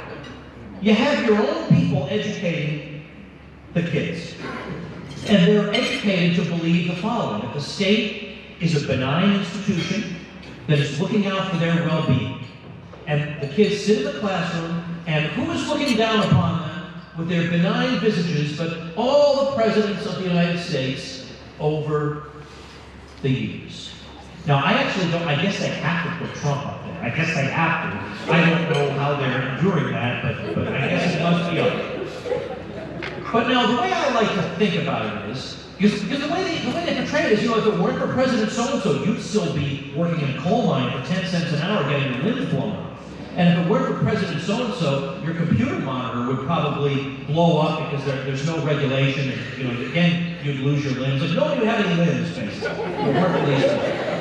Now, imagine if, by contrast, Walmart ran the schools, and up on the walls were all the members of the, let's say, the elite of Walmart over the years, the CEOs, the family members, and the teachers were saying, you know, without these Walmart CEOs, you would be crawling in the dirt and, you know, trying to find worms to eat, and you'd be earning 10 cents an hour and your limbs would be blown up. We would think, well, that's kind of a creepy thing to say. Is that really true? Like, without the Walmart CEOs, is that really where we'd be? But we've all, I mean, a lot of us imbibe that. It seems plausible, because I read in my book that people did live in those conditions, and then time went on and they didn't anymore, so that must have been because of politics. That must have been because they passed some laws and fixed those problems. So then likewise, people think that advances that we see, for instance, in the safety of such and such, let's say highways, or traffic, or consumer products, again, this is all entirely, or let's say injuries on the job. They say, look at how many fewer injuries there are in the workplace ever since we got OSHA in around 1971. So many fewer. That must be because of OSHA. But if you then look back, well, why don't we go back before OSHA?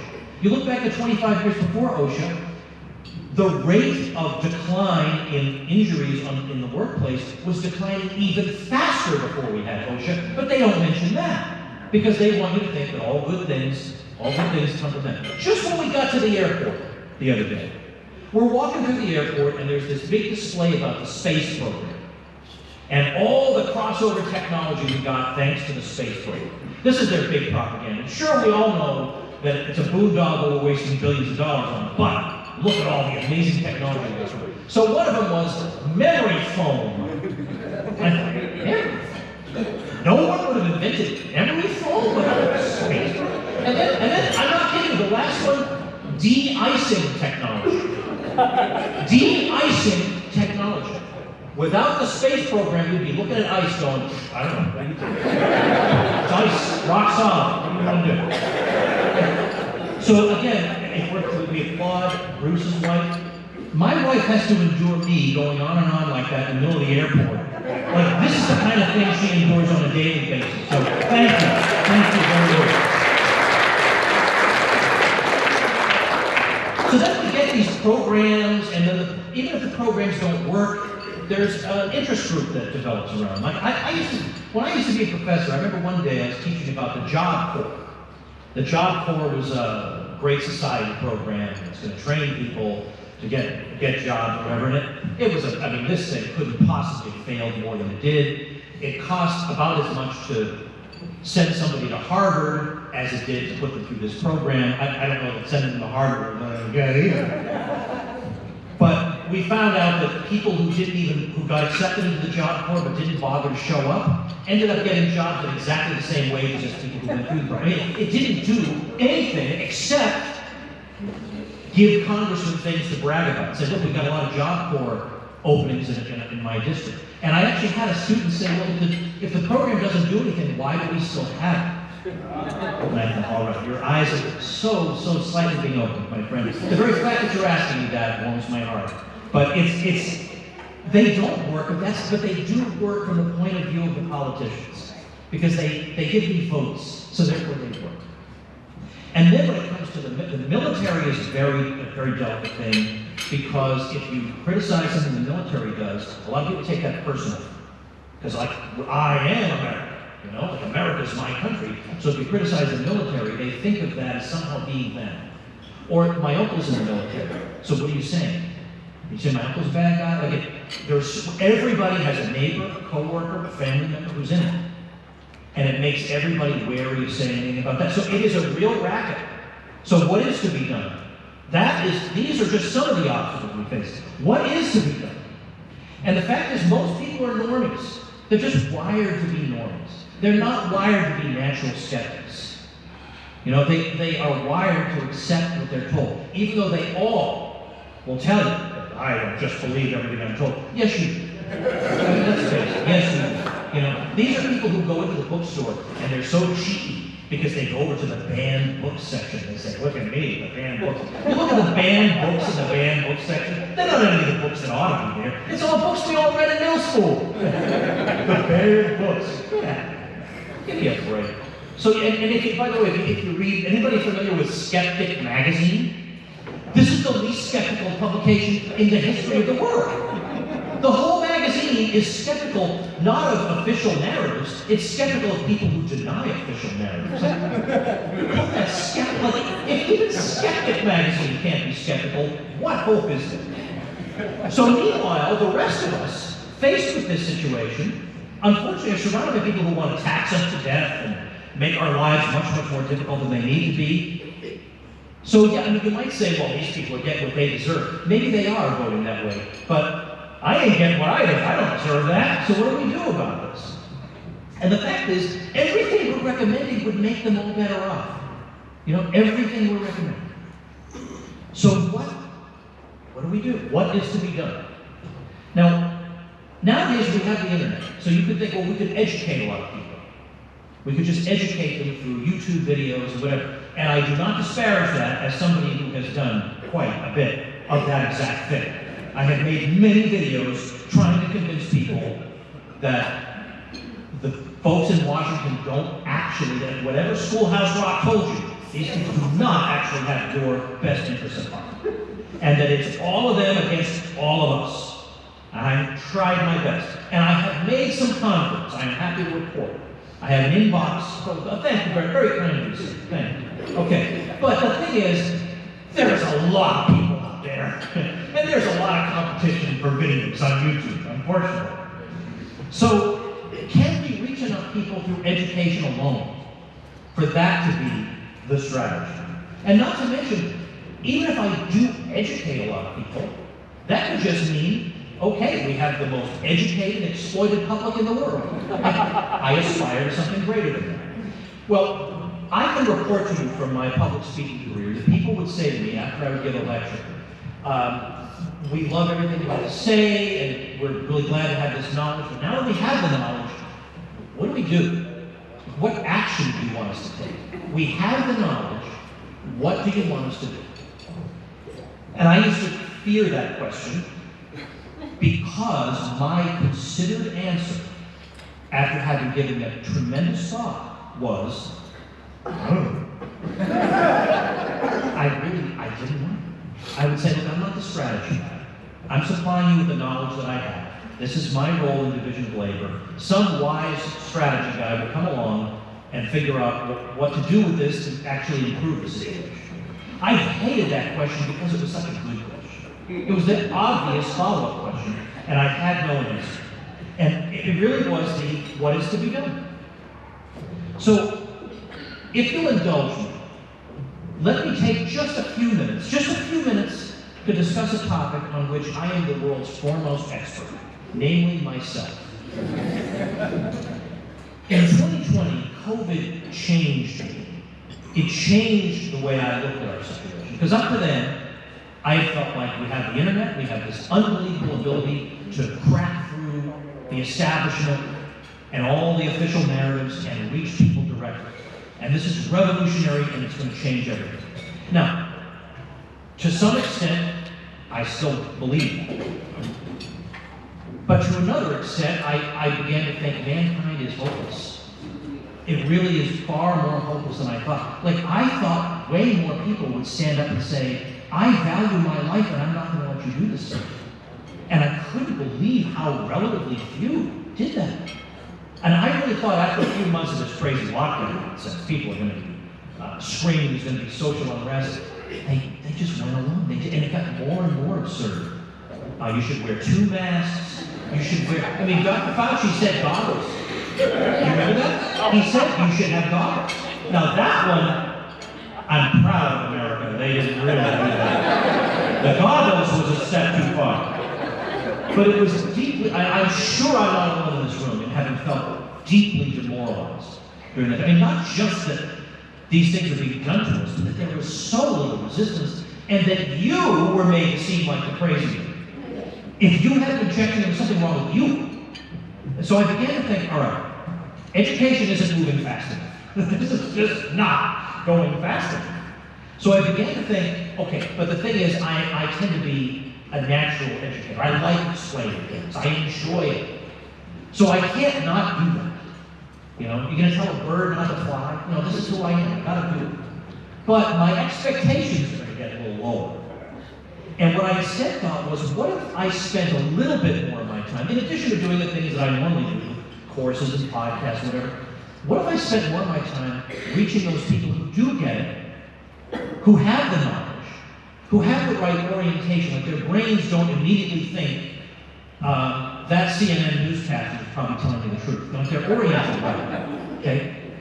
And what if we work together to try to do practical things? Not debate philosophy, as important as that is, to do practical things to make our lives better, more prosperous, more fulfilled, even in a world run by psychos.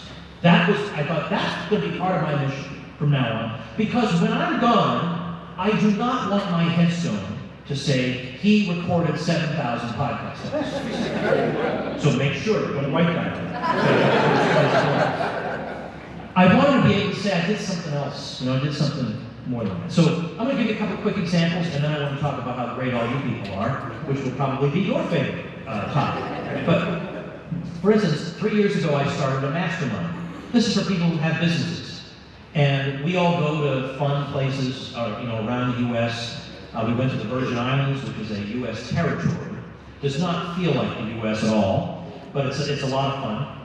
And we get together and we help each other. We strategize, we throw ideas at each other, and then we do fun things. I brought our great magician Doc Dixon down to Virgin Islands to entertain us. It was just a small group so that everybody gets individual attention. And now I'm hearing things, for example, one of the guys is Matthew Serson.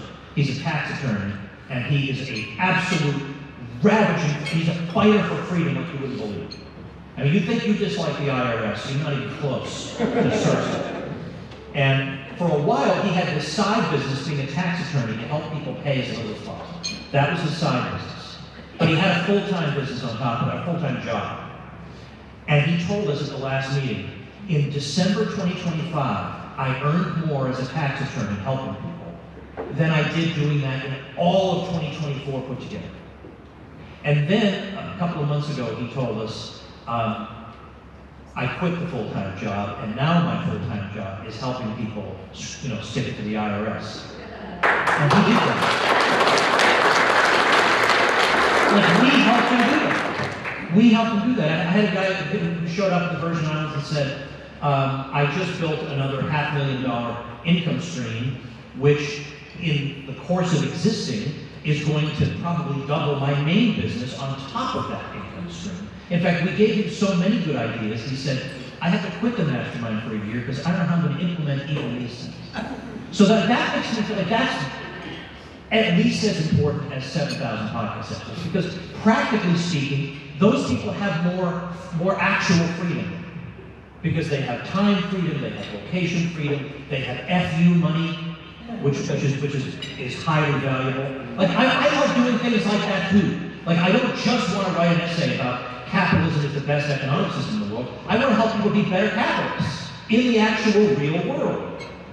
And I feel like this is, in a way, a kind of expression of what the Free State movement is doing, which is about liberty in our lifetimes. In other words, we're going to do something practical right now. We're not going to theorize about a pie in the sky 300 years from now, or do a lot of navel gazing about, well, how would we do Lockean homesteading in outer space, or if the cannibalism is consensual, should we accept that? What if we do something practical now?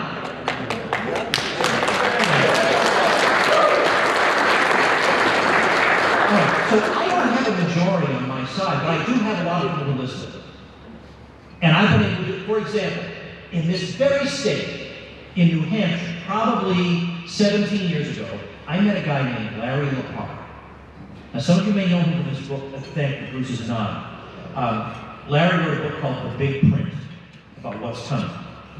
And Larry is also a freak of nature as a money manager. There are a lot of shysters who are money managers. Larry sees the blankety blank future like Ron Paul sees the future of current events. And I got to know him here in New Hampshire. He took out full-page newspaper ads for Ron Paul with his own money. I mean, the guy is serious, and he's really one of us. But I also knew he was a freak of nature, and he could see where things were going, and they really went that way. Now, nobody's perfect, of course.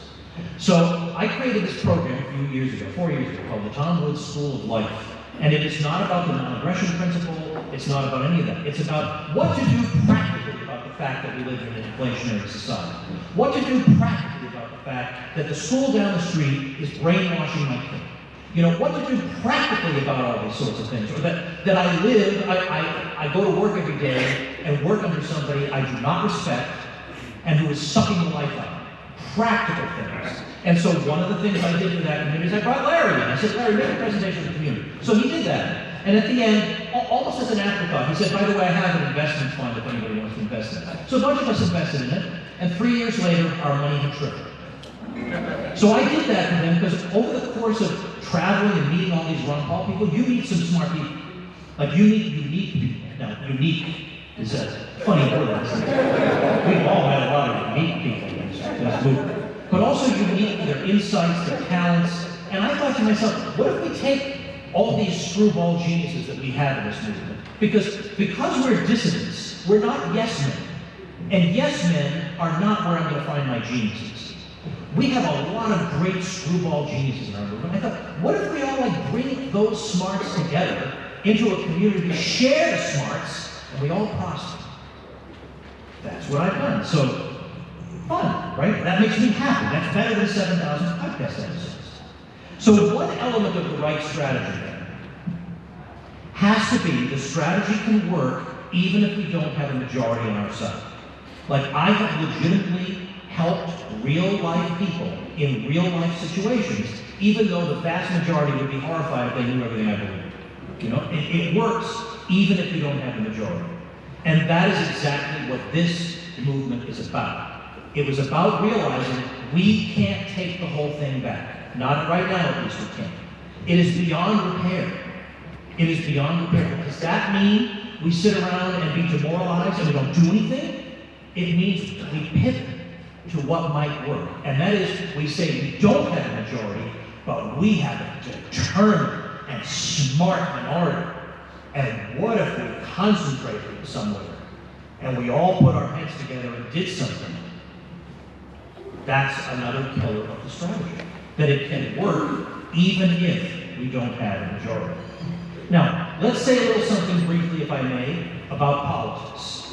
Now, this is a contentious subject because some people are convinced that you have to use politics for some things, even though it's horrible and it's full of terrible people. And there are other people who say politics is absolutely immoral and we should shun it. And from what I've seen with the Free Staters, there's no like party line. You have to favor the strategy of getting people into the state house or something. But I do feel like there's a balance within the Free State Project. Because I have a friend, perhaps you've heard of him, named Michael Malice. Yes, indeed. Michael Malice, the one who makes fun of me all the time on his show, and I never fight back because there's no hope. I'm never going to outdo him. He recently did an ad for an anti-burglary company, and the ad said, now there's a way you can keep people you don't want in your house from getting in there. And then he says, now I don't mean guests you don't want, like Tom Woods. I mean burglars. How am I top that? But Malice's view is, I'm not voting. It's a stupid waste of time, and I'm not doing it. And I don't even know that his view is that the system is immoral. He's just not going to do it. But what I want explained to me, yes, I get it. Federal politics seems like a nightmare, you know? But there are two things that I just can't seem to get a good answer to. Number one, yes, Ron Pauls are very rare in this world, but we did have them. And we have had a couple people who might legitimately be successors. But we did have a Ron Paul, and he simultaneously educated people while being in politics. And I think we would be very impoverished if he hadn't done that. So there is that, but we have to realize that that's very rare. So that's one thing. The other thing is, I don't understand the strategy if other people who hate your guts are organizing politically, and you are saying, well, I'm above all this because it's immoral. I'm afraid they're going to win. And I don't want to spend, I mean, like, gosh, the time and money I put into political causes in the past embarrass me. But at the same time, I don't see how it can entirely be shunned on the local and state level. Because on the local and state level, you can actually accomplish things. You can actually vote that tax increase down. You absolutely can. And you should. You should. There are some of our folks who think, though, if I participate, I am just as immoral as the other people. And let me refer to the great Lysander Spooner, who is greater than us all, who will put your consciences at ease. Lysander Spooner said that when you are in this kind of situation, when evil people are threatening your wealth, your property, and your very life, you have the absolute right to defend yourself. And it does not mean you are consenting to the system. If I were in a concentration camp, and they said you can vote on whether or not to get out of the concentration camp, I would not say, wait a minute, I will not vote on that. I would be consenting to, I would vote so blankly blank fast you would go into it. And that's his point. It's not that this is a wonderful system, it's that in self-defense you can use it. And I do feel like that is something that can be used. So I'm a moderate on something. You know, I don't say no politics at all, and I don't say the whole strategy should be politics. But if I were here, I would say, yeah, whatever the local crazy thing is that they want to do, I want to stop it. So most of it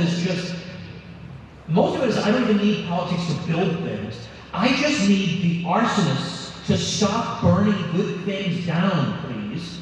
And I'd like to use my 1/100,000th, of the population strength to try to stop it. Not to mention, there are some great advances for liberty that have happened in the past, where it's not obvious how it would have been accomplished in the absence of politics. For example, the repeal of the Corn Laws in 1846. Corn Laws were horrible. They existed for over 30 years, and they were making food artificially expensive.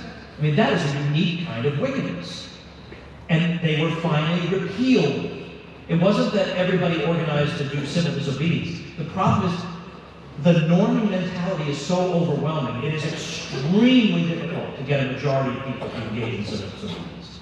I mean, almost you cannot rely on it. That's the point. Or likewise, Andrew Jackson said we are not renewing the charter of the Second Bank of the United States. So it wasn't that people all said, well, we're not going to use the money, you would never. I wish we could. I wish we could get people to unplug from the matrix and see the world clearly. I wish that. That would be the best way. But probably, given our experience, that's not going to happen. So the next best thing was Andrew Jackson said, go screw yourselves. That's it. That's the end of the central bank. That had to happen. All right, finally, there's a colloquial sense in which we can think of the word freedom. Technically speaking, from a libertarian perspective, freedom means the absence of coercion. That is all it means. But when we speak about freedom, we think about freedom. We can think of it in a fuller sense too. We can think about ways that we can become freer that don't involve coercion versus no coercion. For example, do you think you're freer or less free if you enjoy good, robust health? I feel like that is a way in which I am free. If poor health is forcing me to deprive myself of things that bring me joy, then I'm not as free as I would have been otherwise. Or if I have to work in conditions I hate, and like every day I'm driving myself to this job, and I'm saying to myself, is this all there is?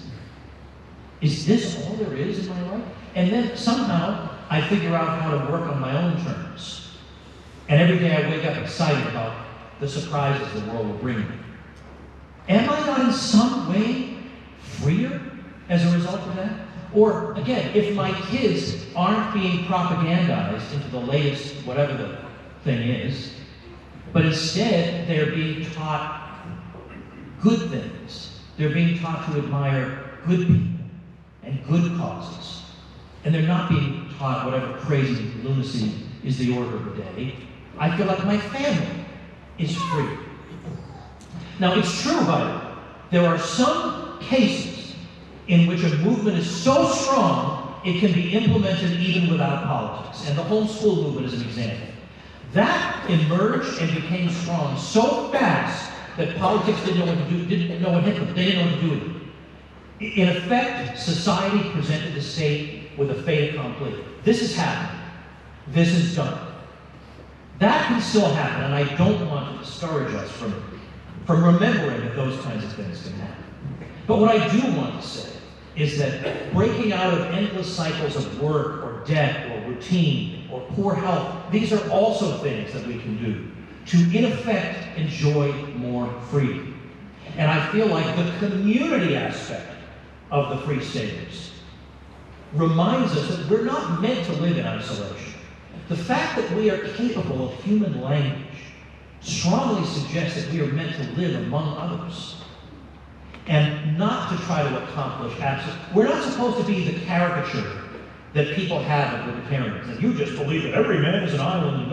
I can't believe that. Just because I don't want to be somebody's slave doesn't mean I don't want to have friends or join clubs or work cooperatively with other people. And the community aspect of this movement is profoundly important. And in my little community, see, my little community, my school of life community, is not as good as this. Because you people, most of you live in New Hampshire, and you can go visit each other. You can see each other in person.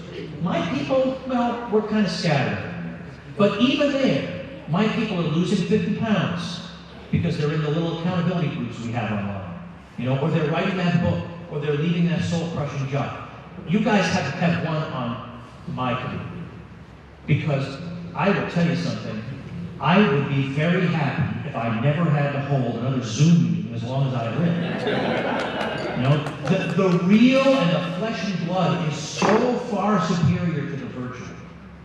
So in other words, in my efforts, I'm in effect shadowing what you guys are trying to do, but it's a pale shadow. Because you guys have the real flesh and blood people in this room. You guys can make connections, you can help each other, you can have mutual aid societies, you can educate. The entrepreneurs in the room can form masterminds and build each other up. Like this has everything. It has the education with all the various events, and that's why we are who we are. And education does bring people in, even if it's not a solution entirely on its own. Politically, I think the Free Staters have the right idea too. But then also mutual help and self-improvement. Because even if we should win political freedom, how free are you if you're tethered to your phone all the time because of work, or your kids are being taught things you despise, or you have no time freedom or location freedom? So in other words, we could very well win political freedom, but then use our freedom so badly that we may as well not even have it. So it's like with the COVID lunatics. You know, they insisted that the lockdowns will keep you alive. Well, even if they did, for the sake of argument, let's say, stipulate that they did, there's more to life than biological existence. You know, I can stay alive by sitting in a windowless room 24 hours a day and surviving on cans of navy beans that somebody slips through a slot in the door. But I don't think that's what human flourishing looks like. And likewise, even if you should win political freedom, how free are you, again, if your life feels oppressive? And that's what the community aspect can do. It can help you with these things. So the ideal solution involves a community of like-minded people who have a diversity of talents. Sounds like I'm describing the people in this room. And who share those and share their knowledge with each other to make the whole community stronger. So that's what you've all built here, with a strategy that ticks every box I've mentioned. Now let me just say this before I wrap up. I grew up, now please don't boo me. I can't help the accidents of birth, but I was born in Massachusetts. You flank me, just put it on resist. We got a guy in here who went to middle school with me, right over there. Yeah. Yes, that's right, middle school. Worst years of my life, thanks for nothing, man. Worst years of my life. Come on.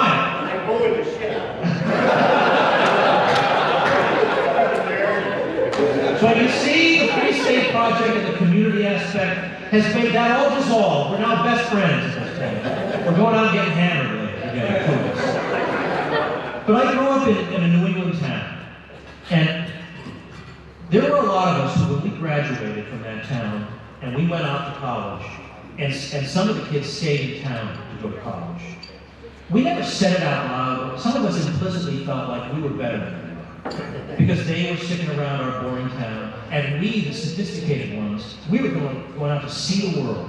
And let me tell you something, I have seen a lot of the world, and I've lived in a whole bunch of different places. And the joke was on me, because I never found, in all my travels and all the places I lived, I never found what I already had in my little New England town. And I was so much more sophisticated, because look at me, living here, living there, traveling there. But those kids who stayed in town and raised their family in that town, they had the right idea. And I was wrong. And I spent my life wandering around, trying to find what I already had. So I can't move back to Massachusetts, because I'm not paying those bastards 1 red cent.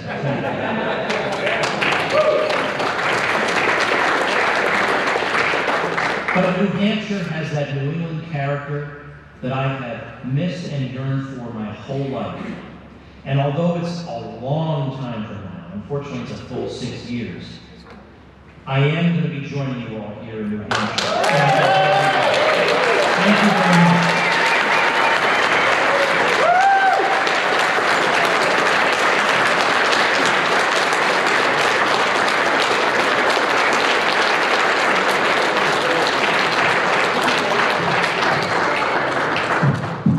Tom, we really look forward to the day you get to call yourself a Free Stater. And by the way, Tom, on our new and improved Free State Project website, we have brought back the Statement of Intent. I almost did that last night. Oh, yeah? All right. Well, Tom, I'll be watching for when that signed Statement of Intent comes in. All right. The next part of our evening is the auction, and so I want to hand things off to our awesome. He's like the Liberty auctioneer. He's just down at Acapulco as the auctioneer, and he made it back safely, which is apparently a story in and of itself. And we're really grateful tonight to have Mark Edge to lead us through our New Hampshire Liberty Forum auction.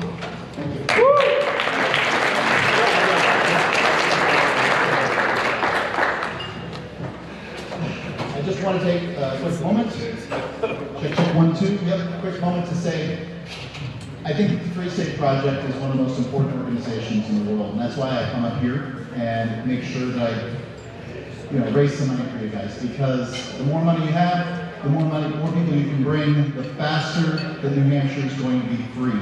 And that's what I'm trying to do here. I'm so grateful for Eric Franke, who's done so much in the couple of years that he's been the executive director, is there any?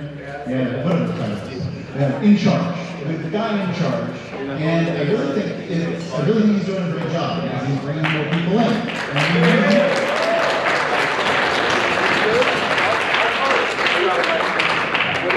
It was always the big idea in the early days of the Free State Project was, well, what if we spent more money? Would we get more people? Can we replicate this? Is it something we can scale? And I think the answer is, yeah, it's something we can scale. Here's how we're scaling it. We're doing auctions, and these auctions help us, among other ways of fundraising, to pay the bills. So, let me go through some things. Some of these I'm going to do very quickly. Be prepared to bid. This is for a gift certificate for the Rooted Free.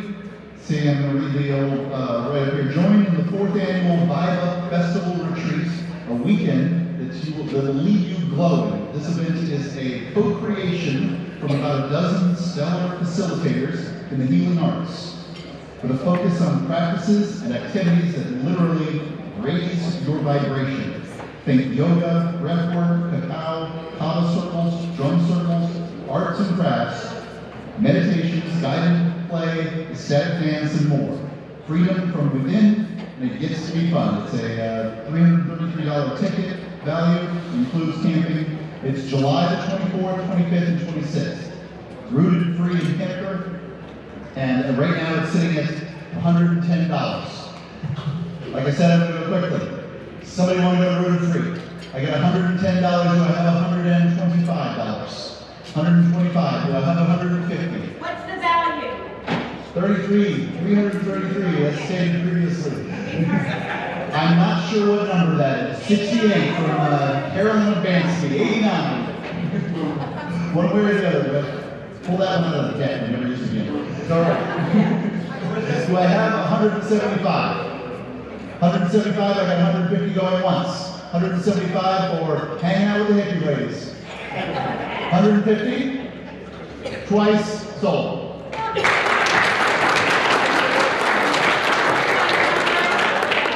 Gentlemen, you don't know what you just missed out on. Are you single guys here? Come on. What? 89. Maybe 68, I'm not sure. All right, Anacapulco tickets. I just came back. I can not guarantee that there will be a cartel takeover of the city this time. But, these tickets are $600 a piece, so this is a $1,200 value. I know, I saw hundreds of people pay this. Starting at a $300 bid, I'll take a $400 bid. Do I have a $400 bid for folks who want to go 2 tickets to Anacapulco? Do I have a $400 bid? 46. Do I have a $500 bid? $500 bid? Got it? Yep, and there's a number over there. $500 bid. I can't read it, I don't know. Show it down. I got it. 500. Do I have a $600 bid?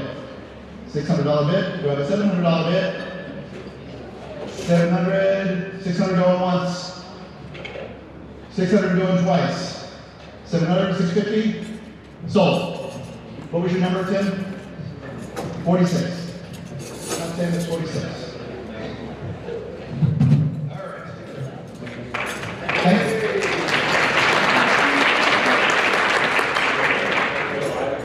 So I think this is very valuable for the homeowners out there. This is an equity consult from, let's see, Aubrey Friedman at Independence Realty Group. This is not a sales pitch for your house, okay? This is telling you the value you have and ways to access it and these sorts of things. So as part of our commitment to financial sovereignty and community empowerment, we offer an exclusive peace of mind, equity check, and market strategy consultation to be conducted personally by Aubrey Friedman. It's, market valuation of your home. So there you go. This is $175. Does somebody want this for $200? Do I have a $200 bid for the marketing valuation of your house? $175? You got a $200? Number 20? Okay, do I have $250? Do I have a $250 bid? $250 bid? $130? Do I have a $300 bid? $300 bid? $130 going once, what is it, 200 going once to 130? 200 going twice to 130, do I have a $300 bid? Sold, 130.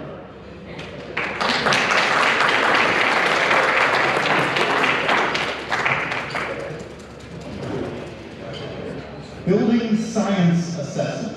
This is an $800 value. Our team takes a deep look at your home and assesses the existence, status, and performance of air, thermal, and moisture control layers. We'll use thermal imaging, a FLIR camera, and inspection camera, and other semi-invasive but not destructive methods. Expect us to crawl through your attic to the basement, crawl space, and if accessible, after the site visit, we will generate a report detailing upgrades that we recommend that you make and in what order. So, heat savings.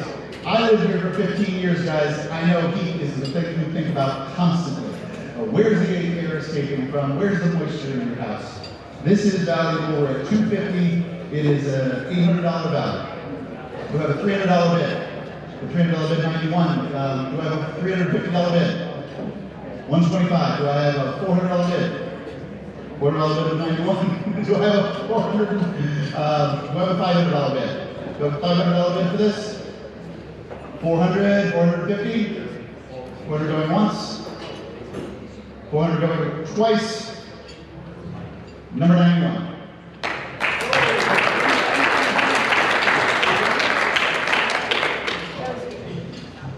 Similar, not the same. 2-hour on-site diagnostic for homeowners and landowners. We'll walk the property and/or building together to identify drainage issues, envelope risks, layout constraints, and opportunities for long-term improvement. You'll receive clear, practical guidance to help you prioritize next steps before investing in design or construction. So, building expert helps you with drainage and the things you need done in your house. So, $450 value, currently sitting at $50. Bamboo wire. Do I have a 75? $75. Drainage inspection at your house. 50 going once. 75. Do I have a $100 bid? 100. Do I have a $125 bid? 125, 100, 20, 92, 175? Got it. 150, 175. Do I have 175? 150 going once. Do I have 175? 150 going twice. Sold number 20.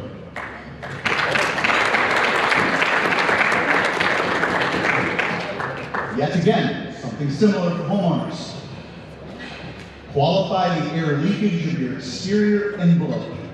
During this test, we close off all your windows and doors and make any necessary preparations to your HVAC system and create a pressure differential and measure the leakage of your house.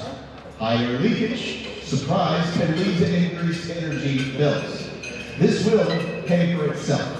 Make one improvement and you'll pay for it in the year. This offering is valid in all of New Hampshire, valid for single-family homes or one unit in a multi-family home only, may be redeemed as a discount to part of the purchase of a similar service for multi-units in a multi-family. Got it? One unit, one service, it's currently $100. It will save you money, and $150. Do I have a $150 bid for this $450 value? This is $600 value, excuse me. 63, do I have a $200 bid? Do I have a $200 bid for this? 150 going once, do I have a $175 bid? 175, it's going to save you this kind of money in one season. Didn't get your money there. Perfect, 175, do I have a $200 bid? Do a $200 bid. 175 going once. 200, 63. $200 bid. Do I have a $250 bid? Do I have a $250 bid?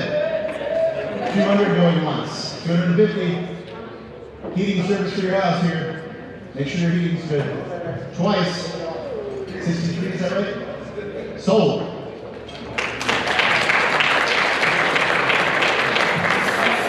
By the way, I want to thank the ladies over here. I couldn't remember any of this stuff, like who's these names and how much we bid at, and it all goes so fast. Bumps, I need the wallet and the, that's not beanie, that's Karen did the last bid, and what was the amount of the last? Is it 263? 200, 200, 200, $200. This half. These gold bags, how many are here? Bumps? There's $100 worth of gold bags in different variety of forms. $100 worth of gold bags. I think she means 100 gold bags. $100 USD value. What's that? $100 of USD value. $100 worth of USD value in gold bags. I'm not going to go fondling and counting here in front of you. You just have to take our word for it. She's already done it. In a fine leather case. Here we are. Gold bags. These came in. They haven't had a chance to get bid on Apple. They're listed as $160 value, $100 gold bags to have upon my head, and then the leather wallet, leather-like wallet. I'm not going to testify that this is leather.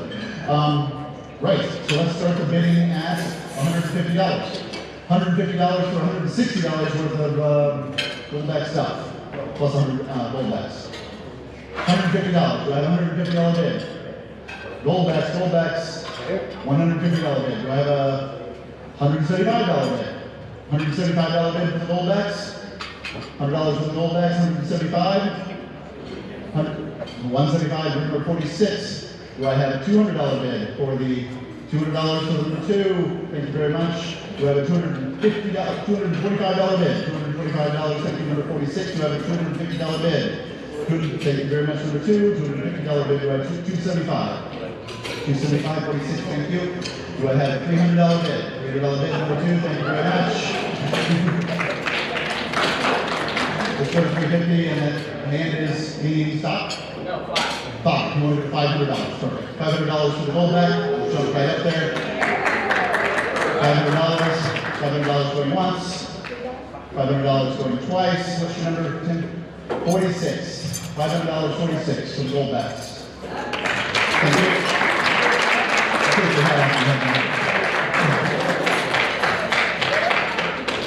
Bums, come get the hat.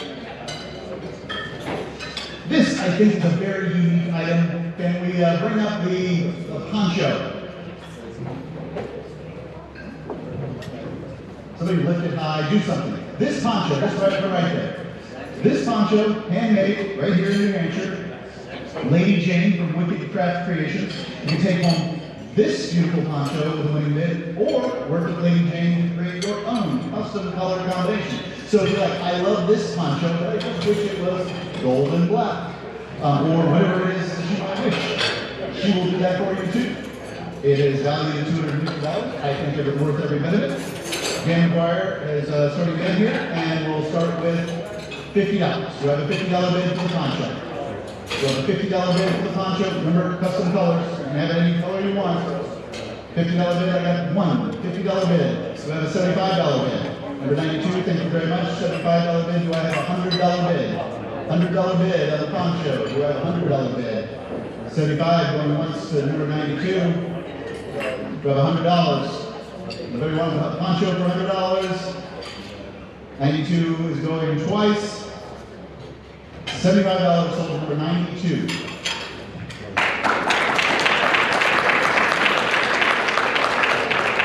Another unique item. We don't have anything to show with the gun, right? We can hold it up.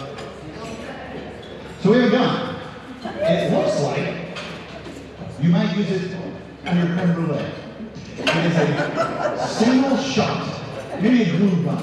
I'm not entirely sure.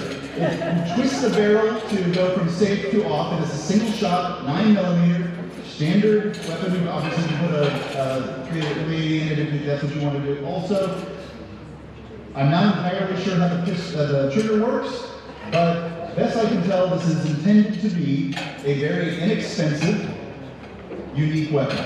By the way, Nick Sarwark, I believe, owns a good portion of this company, so it has libertarian credentials. Sweet modern look. Yeah, it looks like you could love it. So, here you are. This gun, which I wouldn't be legally able to touch, is currently going for...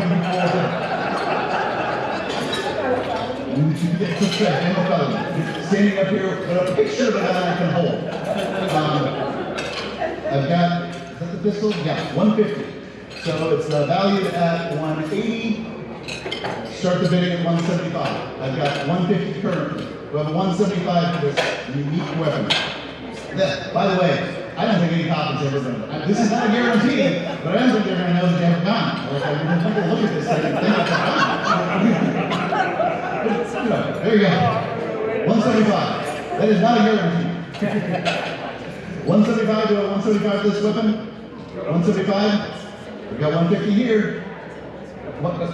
Somebody holding it up over there. Thank you. What's your number?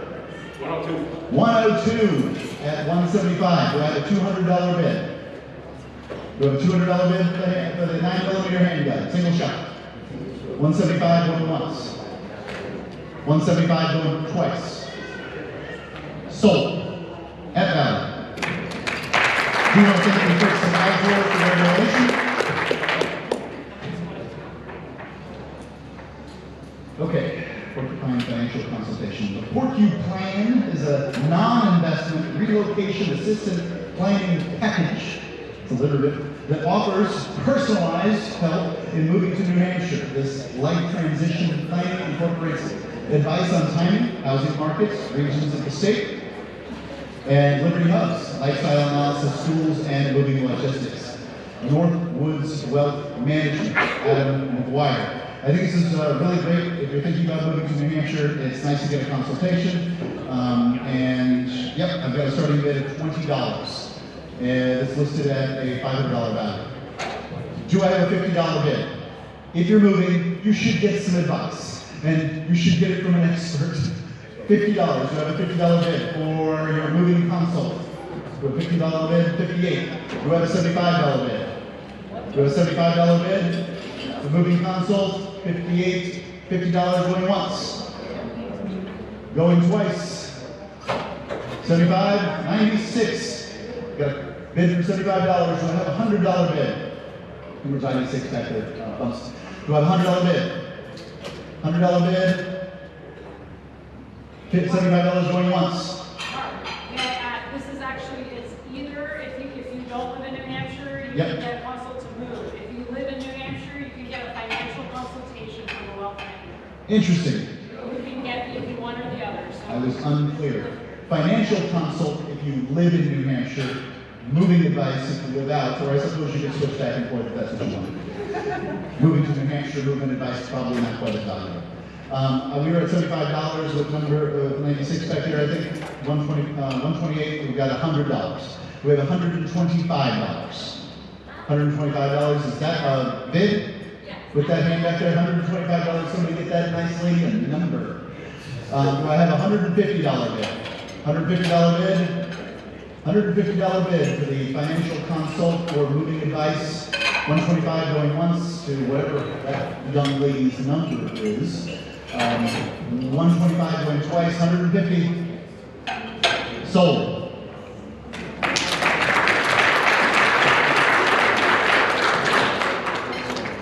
All right. These kind of go together. Can I have a, what's that? Whatever number that lady, the blonde lady in the back is. Did I just gender somebody else?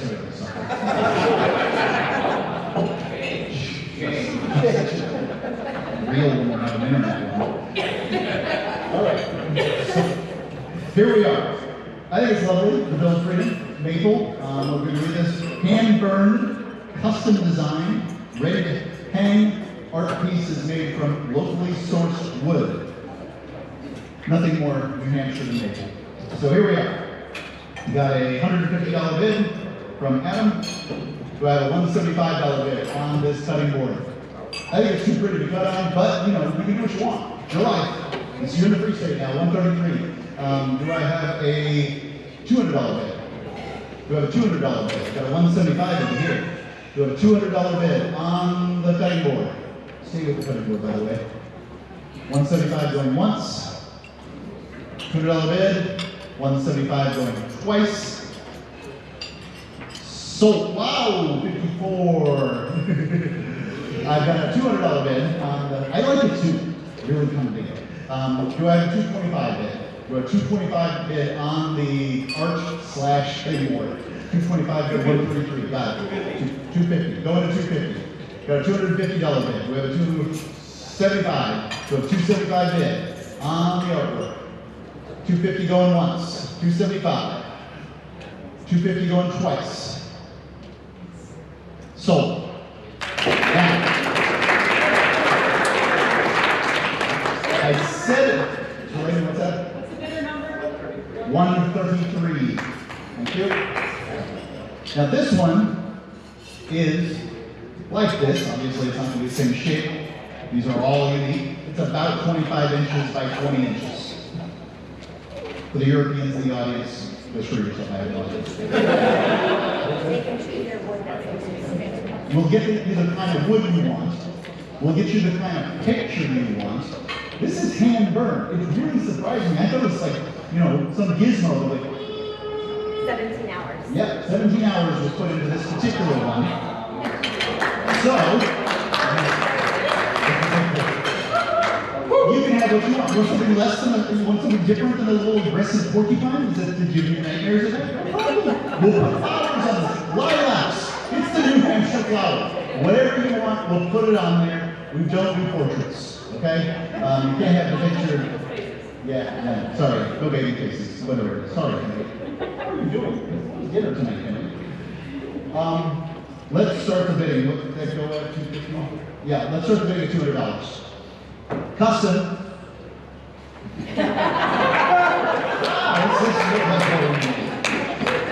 Not your face. $200. Do I have $200 for the custom cutting board? 51. Do I have 250? Do I have a 250 bid for the custom cutting board?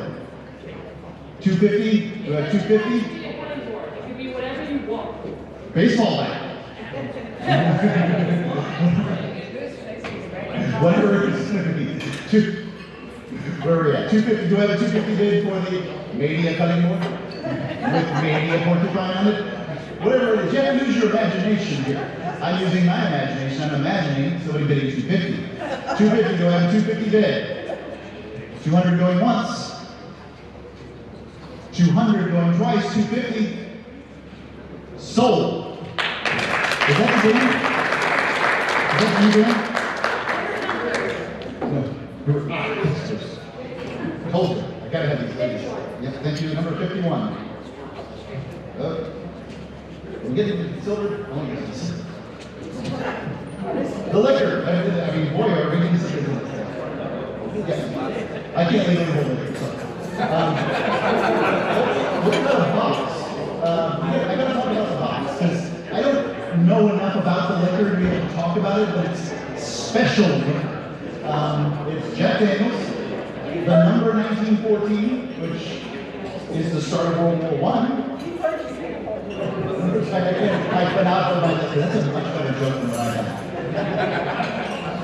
So, the impression I get was that this liquor was given, this is the recipe of the liquor that won the 1914 gold medal in London, England.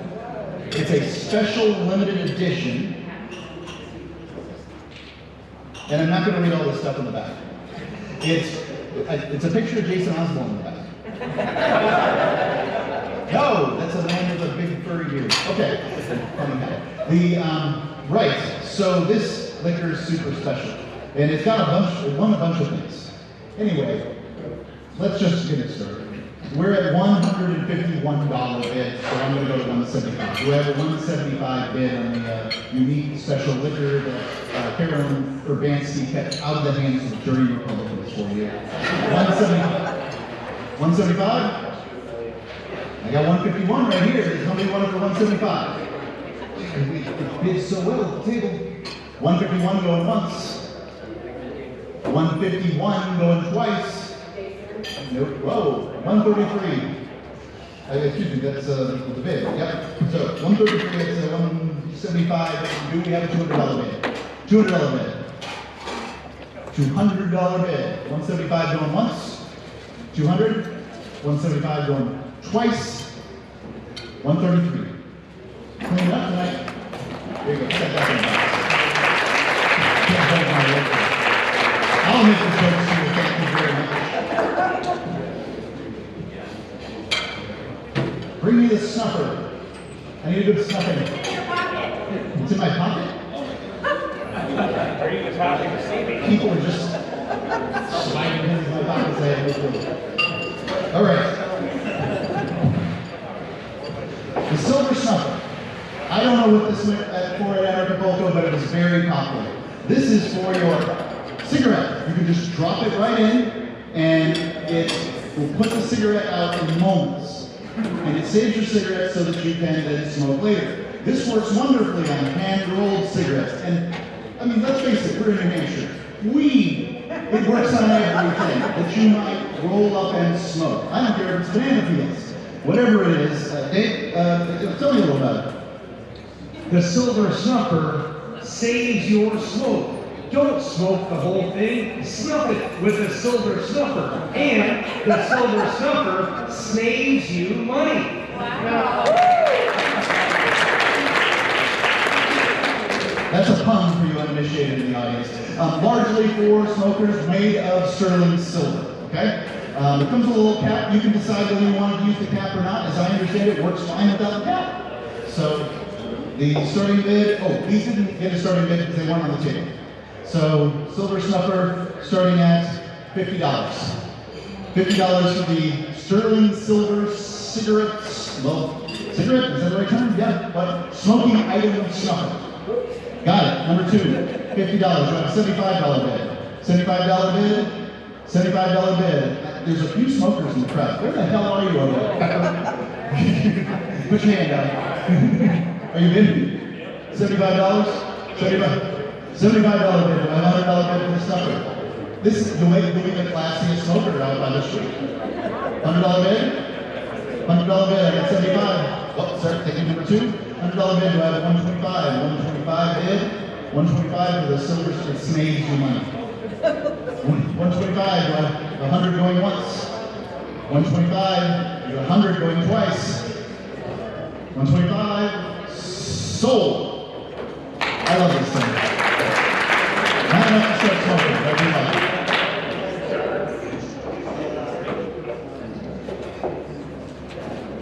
I guess I'll come get a jig or something. I don't know. Somebody will take it away.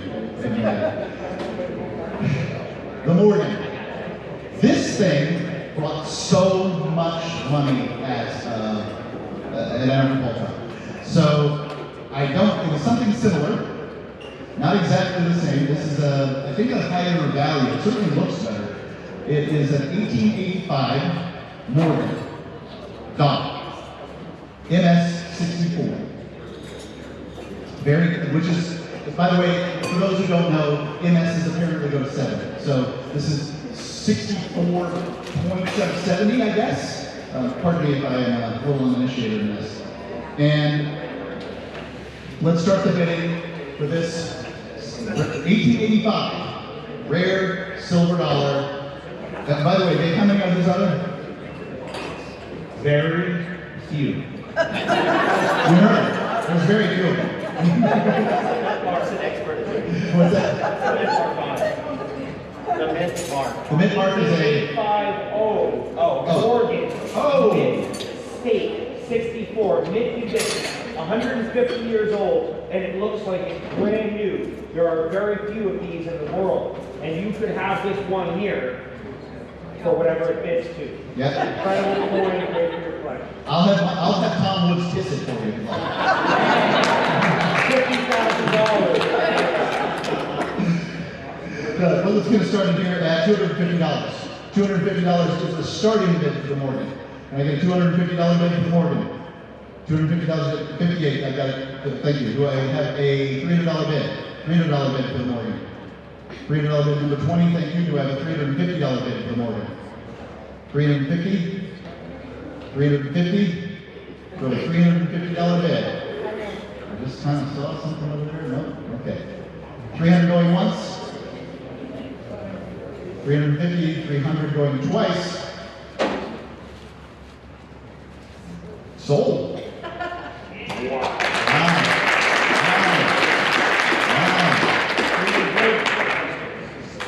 Yep. Steel. Not steel, silver. Okay. Scott Forte, where is it? Thank you. Come on for a second, Scott. All right, 1 hour aerial adventure, exploring the skies of the New Hampshire seacoast. I've been telling people they can go see Mount Washington. Okay, they can see Mount Washington? I don't know how quickly you can travel. What kind of car, what kind of flight is it? What kind of airplane? We're going to go flying in the Cessna 172, pretty much wherever you guys want to go. We're going to fly right out of Hampton. It's going to be a very fun time. You can see all the coast. We can go up to the lakes. Check out anything that you guys want. Only on good weather days. We don't fly on bad weather days. So for those of you who might be scared of the small engine aircraft, he instructs people how to fly these things. He's not just a guy who can fly these things and happens to have an airplane. He's an instructor, a certified flight instructor who flies these things. So you're in good hands. I've got a 175 flight. That wouldn't even cover the fuel. So let's just go ahead and start at $250. We have a $250 bid for, see wherever you want. Yeah, 48. I hear different things. What was supposed to know? Is the question? How many people does it hold? That was the question I meant to ask. How many? 4 total, including myself. Yeah, you have to bring the pilot. So, we'll take 3 people. And, you know, so you got somebody like Henry, you might be able to squeeze up for you. Going to be the most comfortable. Indeed. This is, the Cessna is a very, 170 is a very common plane. It's great. You'll be comfortable and it's wonderful. We got a 250, is that correct? Thank you. Do I have a 300? $300 bid. 91. Thank you very much. Do I have a $400 bid? $400 bid for the flight. I think we're now getting up to the fuel costs. Just so you know. Totally wonderful. And awesome. And you think you've seen something from Mount Washington? You have not. When you get to see Mount Washington from the air, it is spectacular. Do I have a $400 bid? Do I have a $350 bid? Is it 300? Is that right? $300, 300 going once to number 191. 350, 55, do I have a 400? 128, do I have a 450? 450, do I have a 500? We're definitely over the fuel cost now. That was like the rings to the airport. Do I have a $500 bid? I got 450 over here, do I have a $500 bid? $500 bid. 450 going once. 450 going twice. Sold.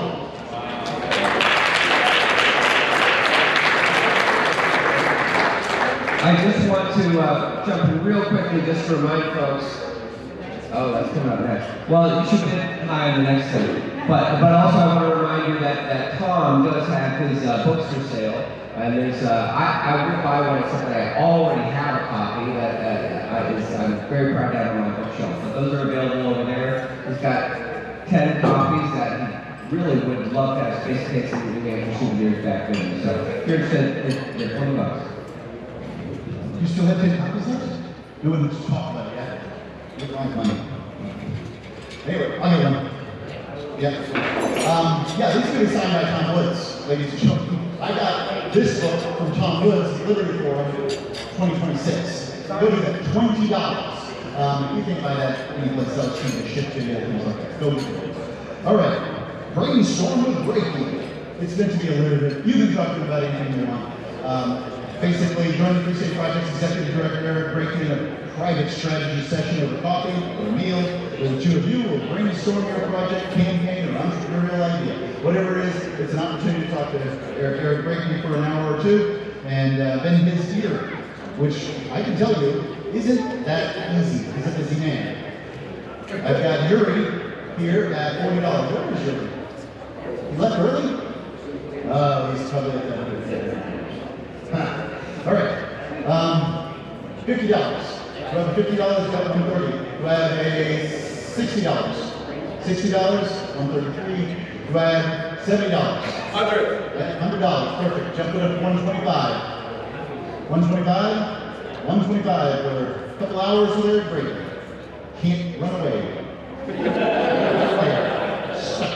Not like he says, oh Mark, I've got to go. No, you got it. 125. $100 going once. $100 going twice. Sold.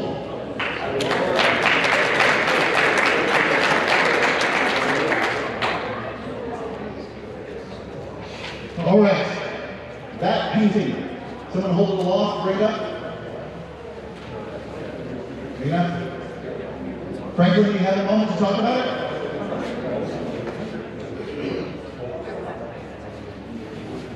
Franklin's our resident artist. We really don't have another. I guess someone's going to talk about that anymore, yes.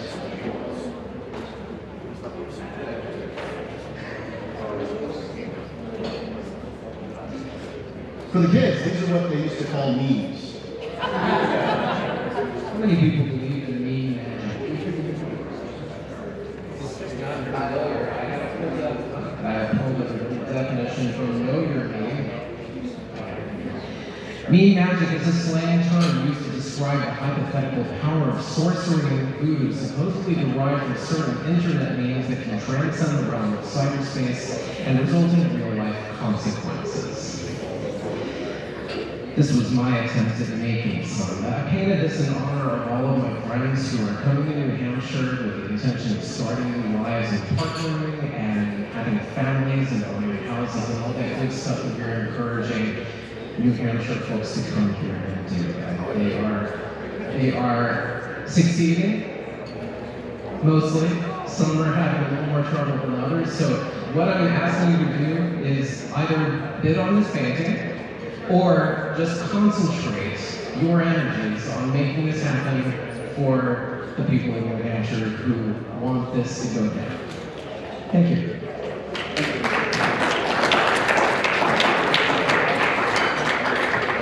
Perfect. I've got an open bid already, so it's at $1,250. I'm going to start it out at $1,300. We have a $1,300 bid on this painting. $1,300. Do I have a bid for $1,300? $1,250. I've got $1,250 already. $1,250 going once. $1,250 going twice. Congratulations, Olga Sorens.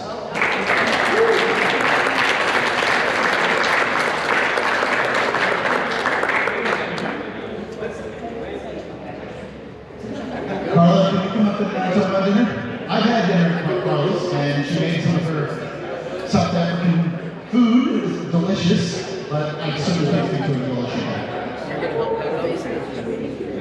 Hi everyone.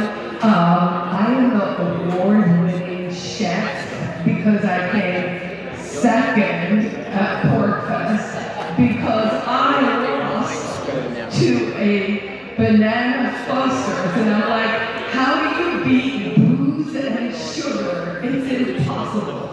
But I will be making my world famous, or at least PorkFest famous, babuti, which is a traditional South African dish.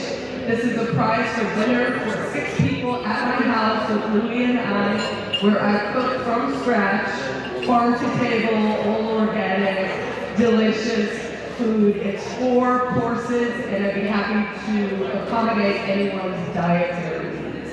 If you want to know what babuti is, you gotta buy the prize. So, obviously, dinner for 6, $50. I think we start at $300. I've already got the $275 bid here anyway, so that's a great number. Let's start at $300. Do I have a $300 bid? Number 1, thank you, number 12. Perfect. Do I have a $350 bid? $350 bid? Thank you, Tim. Appreciate it. Do I have a $400 bid? Thank you, number 12. Do I have a $450 bid? $450 bid? 46. Thank you very much. Do I have a $500 bid? $500 bid? $500 bid? Thank you, number 12. Do I have a $600 bid? I want to bring the person that's bidding against me.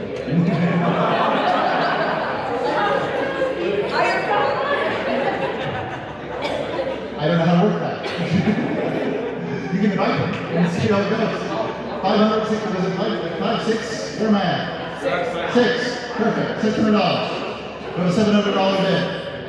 $700 bid, or just 3 folks are going to dinner together. If 3 folks are going to dinner together for $600, does anybody want to run that? Anyone want to run their dinner?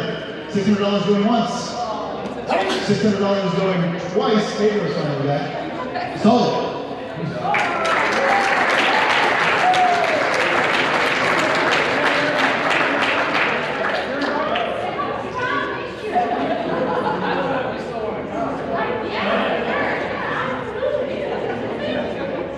All right. This is the final auction item. I told you guys I was trying to get it as quick as I possibly could for you, and we're going to raise as much money as possible.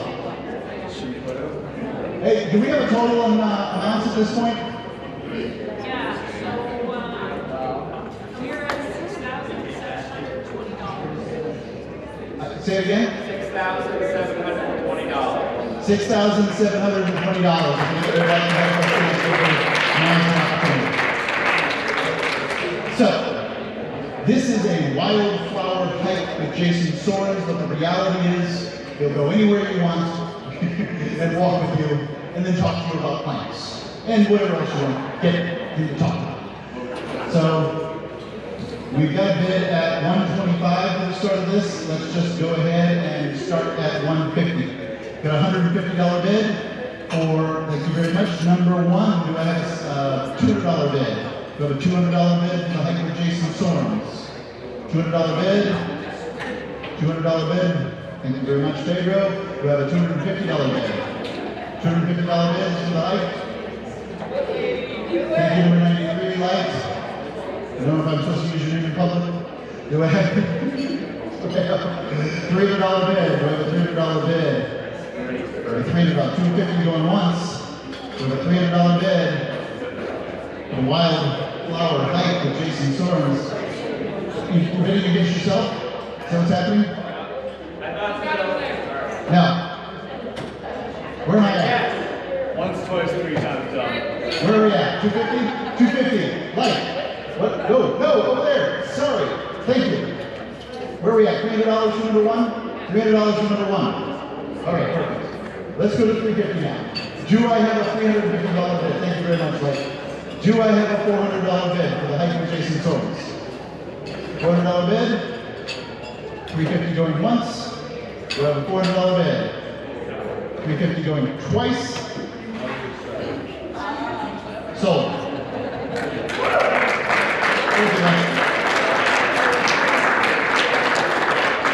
The crypto artist, commonly known as like. All right.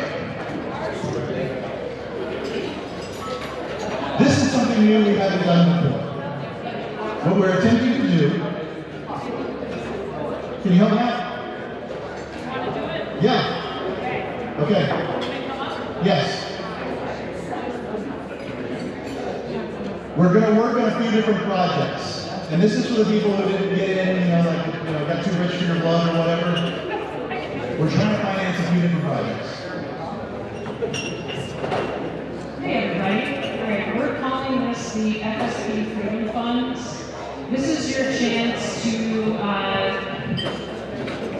express your excitement for the Free State projects. We have a number of levels, so the way we're going to do this is we're going to tell you what the amount you would pledge with your number. And Kat, I'm going to need your help. Okay, you're going to write numbers down. You can take a piece of paper and you can write the numbers down. We're going to have a $500 level, if you're still feeling rich. An outreach party level, and I think this isn't the program you're doing, so if you have your program, you can read about it. And then a $50 level, which is our clip campaign. Okay, so at the $500 level, we're calling this a megaphone level. You can donate this. That will enable us to rent a table at a conference. So we want to do more outreach, and we are averaging about the cost of a table. Some of them are more, some of them are less. But if you donate at the $500 level, you will enable us to go to a convention or a trade show and spread the word about FSP. I'm going to send my most convincing activist to a gun show in Maine or Massachusetts or Vermont, or a Republican Party meetup, or a Libertarian meetup, whatever it might be. We're going to send it there. We're going to send that activist there. We're going to have a table there because you can't do this stuff for free. If you want to finance that, it's $500. And I don't know how many more movers we're going to get out of it, but we're going to get a lot of people to talk to at these events. Because people always want to know, what is this? There's nothing like the Free State Project. They've never heard a pitch like this before. So this is your opportunity. $500 to make this happen. Yep. Hold your number up if you want to finance one of these. Anybody helping us go to outreach table? Jason Sorens, I got number 48. 48. Do I have any more? Because this isn't a bidding situation. We can have as many. We've got 52 weeks this year coming, and we're going to try to send out an activist in every one of those if we can. Do I have another one? Thank you, Jason.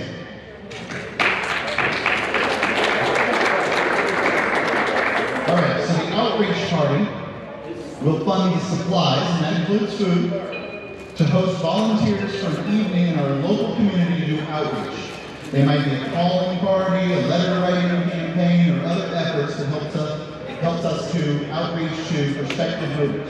All of these are intended to get new people moved to the Free State Project. And you never know what that next mover, what kind of dynamo they're going to be, right? You can get, you can get the next Carla, right? And so this one, the outreach party is $100. Basically, you're paying for pizza and beer for these callers. I don't know. Anyway, we have a $100 offer on financing one of these calling parties. Do I have somebody for $100? Thank you, Carla. You're not going to go to her house and eat a food though. Do I have another one? 58? I got a 58 and 54. 58 and 54. Another calling party? Anyone? Thank you. Now, the clip campaign. Fund one of our social media advertising campaigns and reach 10,000 people with your $50. It's one of our messages about the Free State Project, and it's great outreach. For $50, we can reach 10,000 people. Do I have how many people are interested in the $50 one? Please raise your little number. Anybody for $50? Thank you, number one. Appreciate it. Any other $50 supporters? Nope. Thank you, number two. Thank you, number 90. Anyone else? $50 for our campaign? Thank you very much, everybody. I do appreciate you coming to the event. And we're going to wrap it up. Thank you very much. And Tom, what's like you guys have the books? Yep. Books. Okay. You should get the book. Your last opportunity. Thank you. Yeah. We have to try it $8,000. $8,000. We made it to $8,000.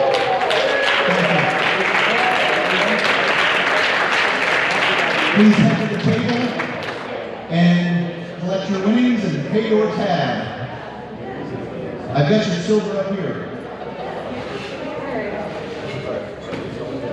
Carla, can you please get the silver over? I'll start making Yeah.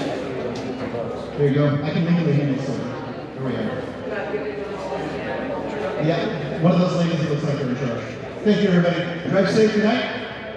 And thanks for coming. Thank you. Yep.